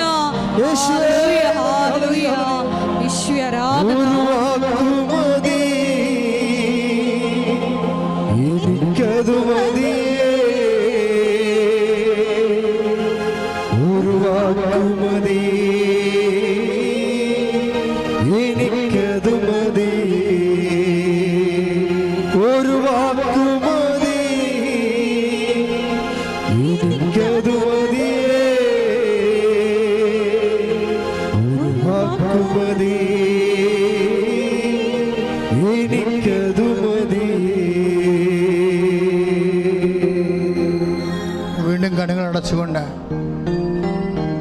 ഉടമ്പടിയിൽ വെച്ച വിഷയങ്ങളുടെ മേലെ ദൈവിക തീരുമാനം ഉണ്ടാകാൻ വേണ്ടി അമ്മ മാധ്യസ്ഥം വഹിക്കുന്ന അമ്മയുടെ മാധ്യസ്ഥത്തോട് ചേർത്തുകൊണ്ട് നമ്മുടെ ജീവിത സങ്കടങ്ങളെ സമർപ്പിക്കുന്ന ദിവ്യകാരുണ്യ ആരാധന നിമിഷങ്ങളിലേക്ക് നമുക്ക് കുറച്ചുകൂടി തീവ്രമായ ഭക്തിയോടെ ചേർന്നിരിക്കാം. കർത്താവേ, വിവാഹം ഇതുവരെ ഒത്തുവരാത്ത മക്കളുണ്ട് കർത്താവ്, ആൺമക്കളുണ്ട് ഈശോയെ, അതുപോലെ പെൺമക്കളുണ്ട് കർത്താവേ. ഈശോയെ, ജോലി ഇല്ലാതെ വിഷമിക്കുന്നവരുണ്ട് ഈശോയെ, സാമ്പത്തികമായ കടങ്ങളെ കൊണ്ട് കർത്താവേ പല കടുംകൈ പോലും ചെയ്യേണ്ടി വരുമോ എന്ന് ചിന്തിച്ച് ഭയപ്പെടുന്ന മക്കളുടെ കർത്താവെ, എന്താണൊരു വഴിയെന്ന് ഒരു പിടിയും എത്തും പിടിയും ഇല്ലാത്തവരെ ജപ്തി നടപടിക്കാർ കർത്താവ് അകലങ്ങൾ ദൂരങ്ങളിൽ കുടുംബം വിറ്റുചുട്ട് മക്കളെ ജോലിക്ക് വേണ്ടി വിട്ടവരെ, പഠിക്കാൻ വേണ്ടി വിട്ടവരെ, അവർക്ക് അവിടെ അഡ്മിഷൻ കിട്ടാതെ കർത്താവ് പുറത്തു പോലും ഇറങ്ങാൻ പറ്റാതെ അവരവിടെ ജീവിക്കുന്നുണ്ട് കർത്താവ്. ഈശോ, ഇൻ്റർവ്യൂവിന് ചെയ്യുന്ന ഓരോ ഇൻ്റർവ്യൂവും തോറ്റുപോവുകയും ചെയ്യുന്ന ഓരോ ഇൻ്റർവ്യൂ പണം നഷ്ടപ്പെടുകയും അവർക്ക് ഭക്ഷണത്തിലുള്ള പണം അങ്ങോട്ട് അയച്ചു കൊടുക്കുകയും ചെയ്യുന്ന അവസ്ഥയിൽ കടക്കാരെ കൊണ്ട് മാറാതെ കർത്താവ് എവിടെയെങ്കിലും പോയി ഒളിക്കാൻ വേണ്ടി തോന്നി നാണം കെട്ട് കർത്താവ്, ഈ ജീവിതത്തിൽ എന്നെപ്പോലെ നാണം കെട്ടവരാരുമില്ല, ഇതുപോലെ ഒരു അവസ്ഥ ഞാൻ വന്ന് പെട്ടല്ലോ എന്ന് ഓർത്തുകൊണ്ട് കർത്താവെ കണ്ണീരോടെ അങ്ങേ അവസാനത്തെ അഭയം പോലെ അങ്ങേ അഭയം പ്രാപിക്കുന്ന മക്കളെ കർത്താവെ, ഇവിടെ തടന്നിട്ടുള്ള 10,000-കണക്കിന് ആരാധന ഇവിടെ പ്രത്യക്ഷപ്പെട്ട അമ്മയുടെ പ്രത്യക്ഷങ്ങളുടെ ശക്തിയാൽ, ഇവിടെ അമ്മയുടെ പ്രത്യക്ഷത്തിൻ്റെ ശക്തിയാൽ ഇവിടെ നടന്നിട്ടുള്ള 10,000-കണക്കിന് ആരാധന, ആ ആരാധന പങ്കെടുത്ത മക്കൾ നടത്തിയിട്ടുള്ള ഓരോ തരത്തിലുള്ള സൽപ്രവൃത്തികൾ, വീണ്ടെടുപ്പ് പ്രവൃത്തികൾ, അതുപോലെ തന്നെ കൃപാപര പ്രവൃത്തികൾ, അതുപോലെ തന്നെ പ്രേക്ഷിത പ്രവർത്തനങ്ങൾ, അതുപോലെ തന്നെ സുവിശേഷ പ്രവർത്തനങ്ങൾ, എല്ലാ പ്രവർത്തന അടിസ്ഥാനത്തിലും മാർഗ തടസ്സങ്ങൾ, തീരാ ദുരിതങ്ങൾ, ഇന്ന് വരെ ഉടമ്പടി എടുത്തിട്ടുള്ള, ഇന്ന് കണ്ണീരോടെ പ്രാർത്ഥിക്കുന്ന എല്ലാവരുടെ എല്ലാ തടസ്സങ്ങളും എല്ലാ രോഗങ്ങളും യേശു ക്രിസ്തുവിന്റെ നാമത്തിൽ മാറിപ്പോകട്ടെ. ഹല്ലേലൂയ, ഹല്ലേലൂയ, യേശുവേ നന്ദി, ഹല്ലേലൂയ, ആരാധന, ഹല്ലേലൂയ, മഹത്വം, മഹത്വം,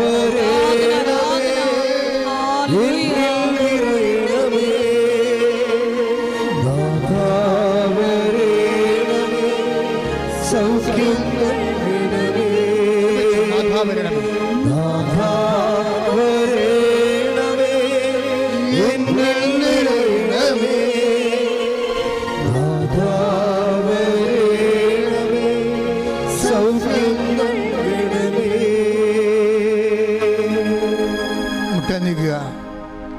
കൈകൾ കൂപ്പി പ്രാർത്ഥിക്കേണ്ട സമയമാണ്.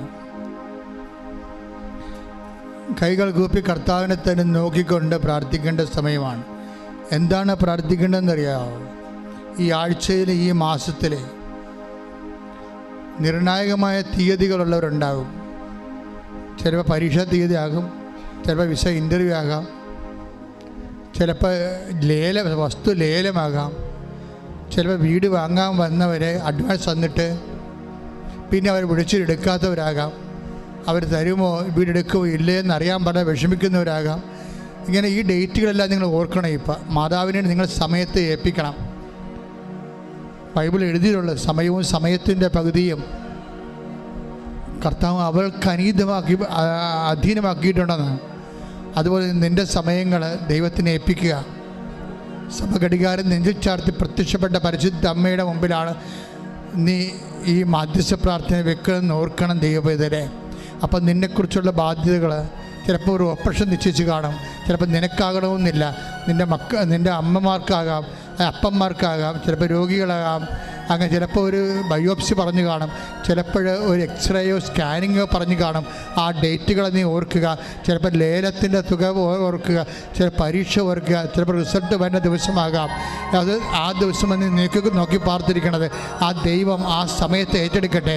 ദൈവം ആ സമയത്തെയും ആ സംരംഭത്തെയും പൂർണ്ണമായി പരിശുദ്ധമ്മ നിനക്ക് വേണ്ടി നിൻ്റെ അവിടെ ദൈവത്തിൻ്റെ നാമത്തിൻ്റെ മഹത്വത്തിന് വേണ്ടി നിൻ്റെ കണ്ണുനീരിൻ്റെ കാരണങ്ങൾ ഏറ്റെടുക്കേണ്ട സമയമാണ്. കണ്ണീരുടെ പ്രാർത്ഥിക്കട്ടെ. പ്രാർത്ഥിക്കട്ടെ, സ്വരത്തിൽ പ്രാർത്ഥിക്കട്ടെ, ശക്തമായി പ്രാർത്ഥിക്കട്ടെ, ദൈവത്തിൻ്റെ കൃപ കിട്ടോളം പ്രാർത്ഥിക്കട്ടെ. കർത്താവ് ദാസൻ കർത്താവ് 143 സങ്കീർത്തനം 2-ാമത്തെ വാക്യത്തിൽ പറഞ്ഞിട്ടുണ്ട്, കർത്താവേ അങ്ങയുടെ ഒരു ദാസൻ അങ്ങയുടെ ഒരു യജമാനൻ്റെ കൈകളിലേക്ക് എന്നതുപോലെ, ഒരു ദാസിയെ അവിടെ സോമിനിയുടെ കൈകളിലേക്ക് എന്നതുപോലെ ദൈവമായ കർത്താവേ ഞാൻ ഇവ വെട്ടാതെ നിന്നെ തന്നെ നോക്കിക്കൊണ്ടിരിക്കുന്നു. കർത്താവേ സങ്കീർത്തനം 34:10 പറഞ്ഞിരിക്കുന്നു, നിന്നെ നോക്കുന്ന ഒരു കർത്താവ് പ്രകാശിതരാകുന്ന കർത്താവ്.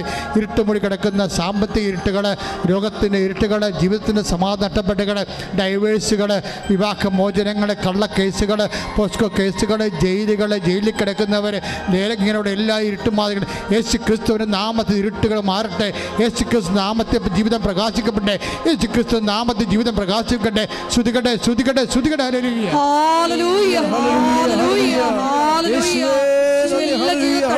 നീങ്ങിപ്പോയിക്കൊണ്ട് യേശു നാമം മഹത്വപ്പെടുവാൻ ഈ ആരാധനയിലൂടെ മനസ്സാകണമേ.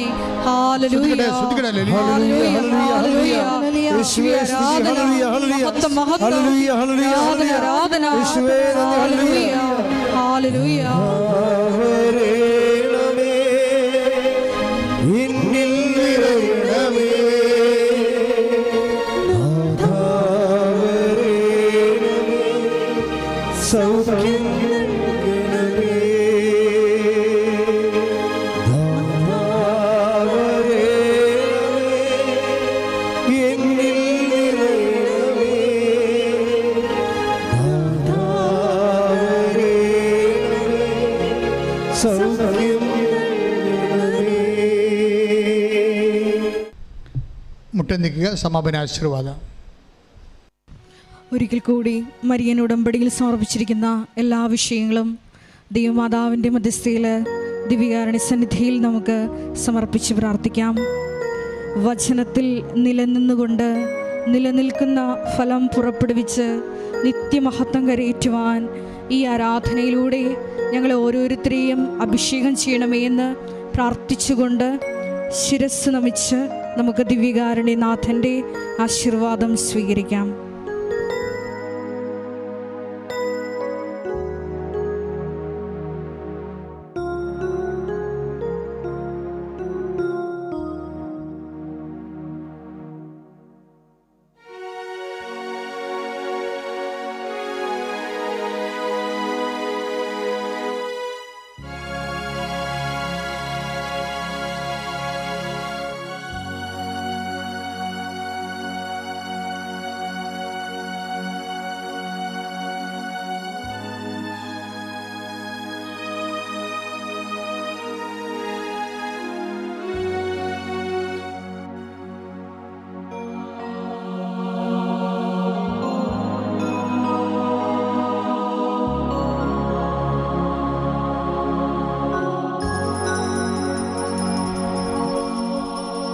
പരിശുദ്ധ പരമമാ ദിവ്യകാരുണ്യമേ, എന്നുമെന്നും അങ്ങേക്ക് ആരാധന. പരിശുദ്ധ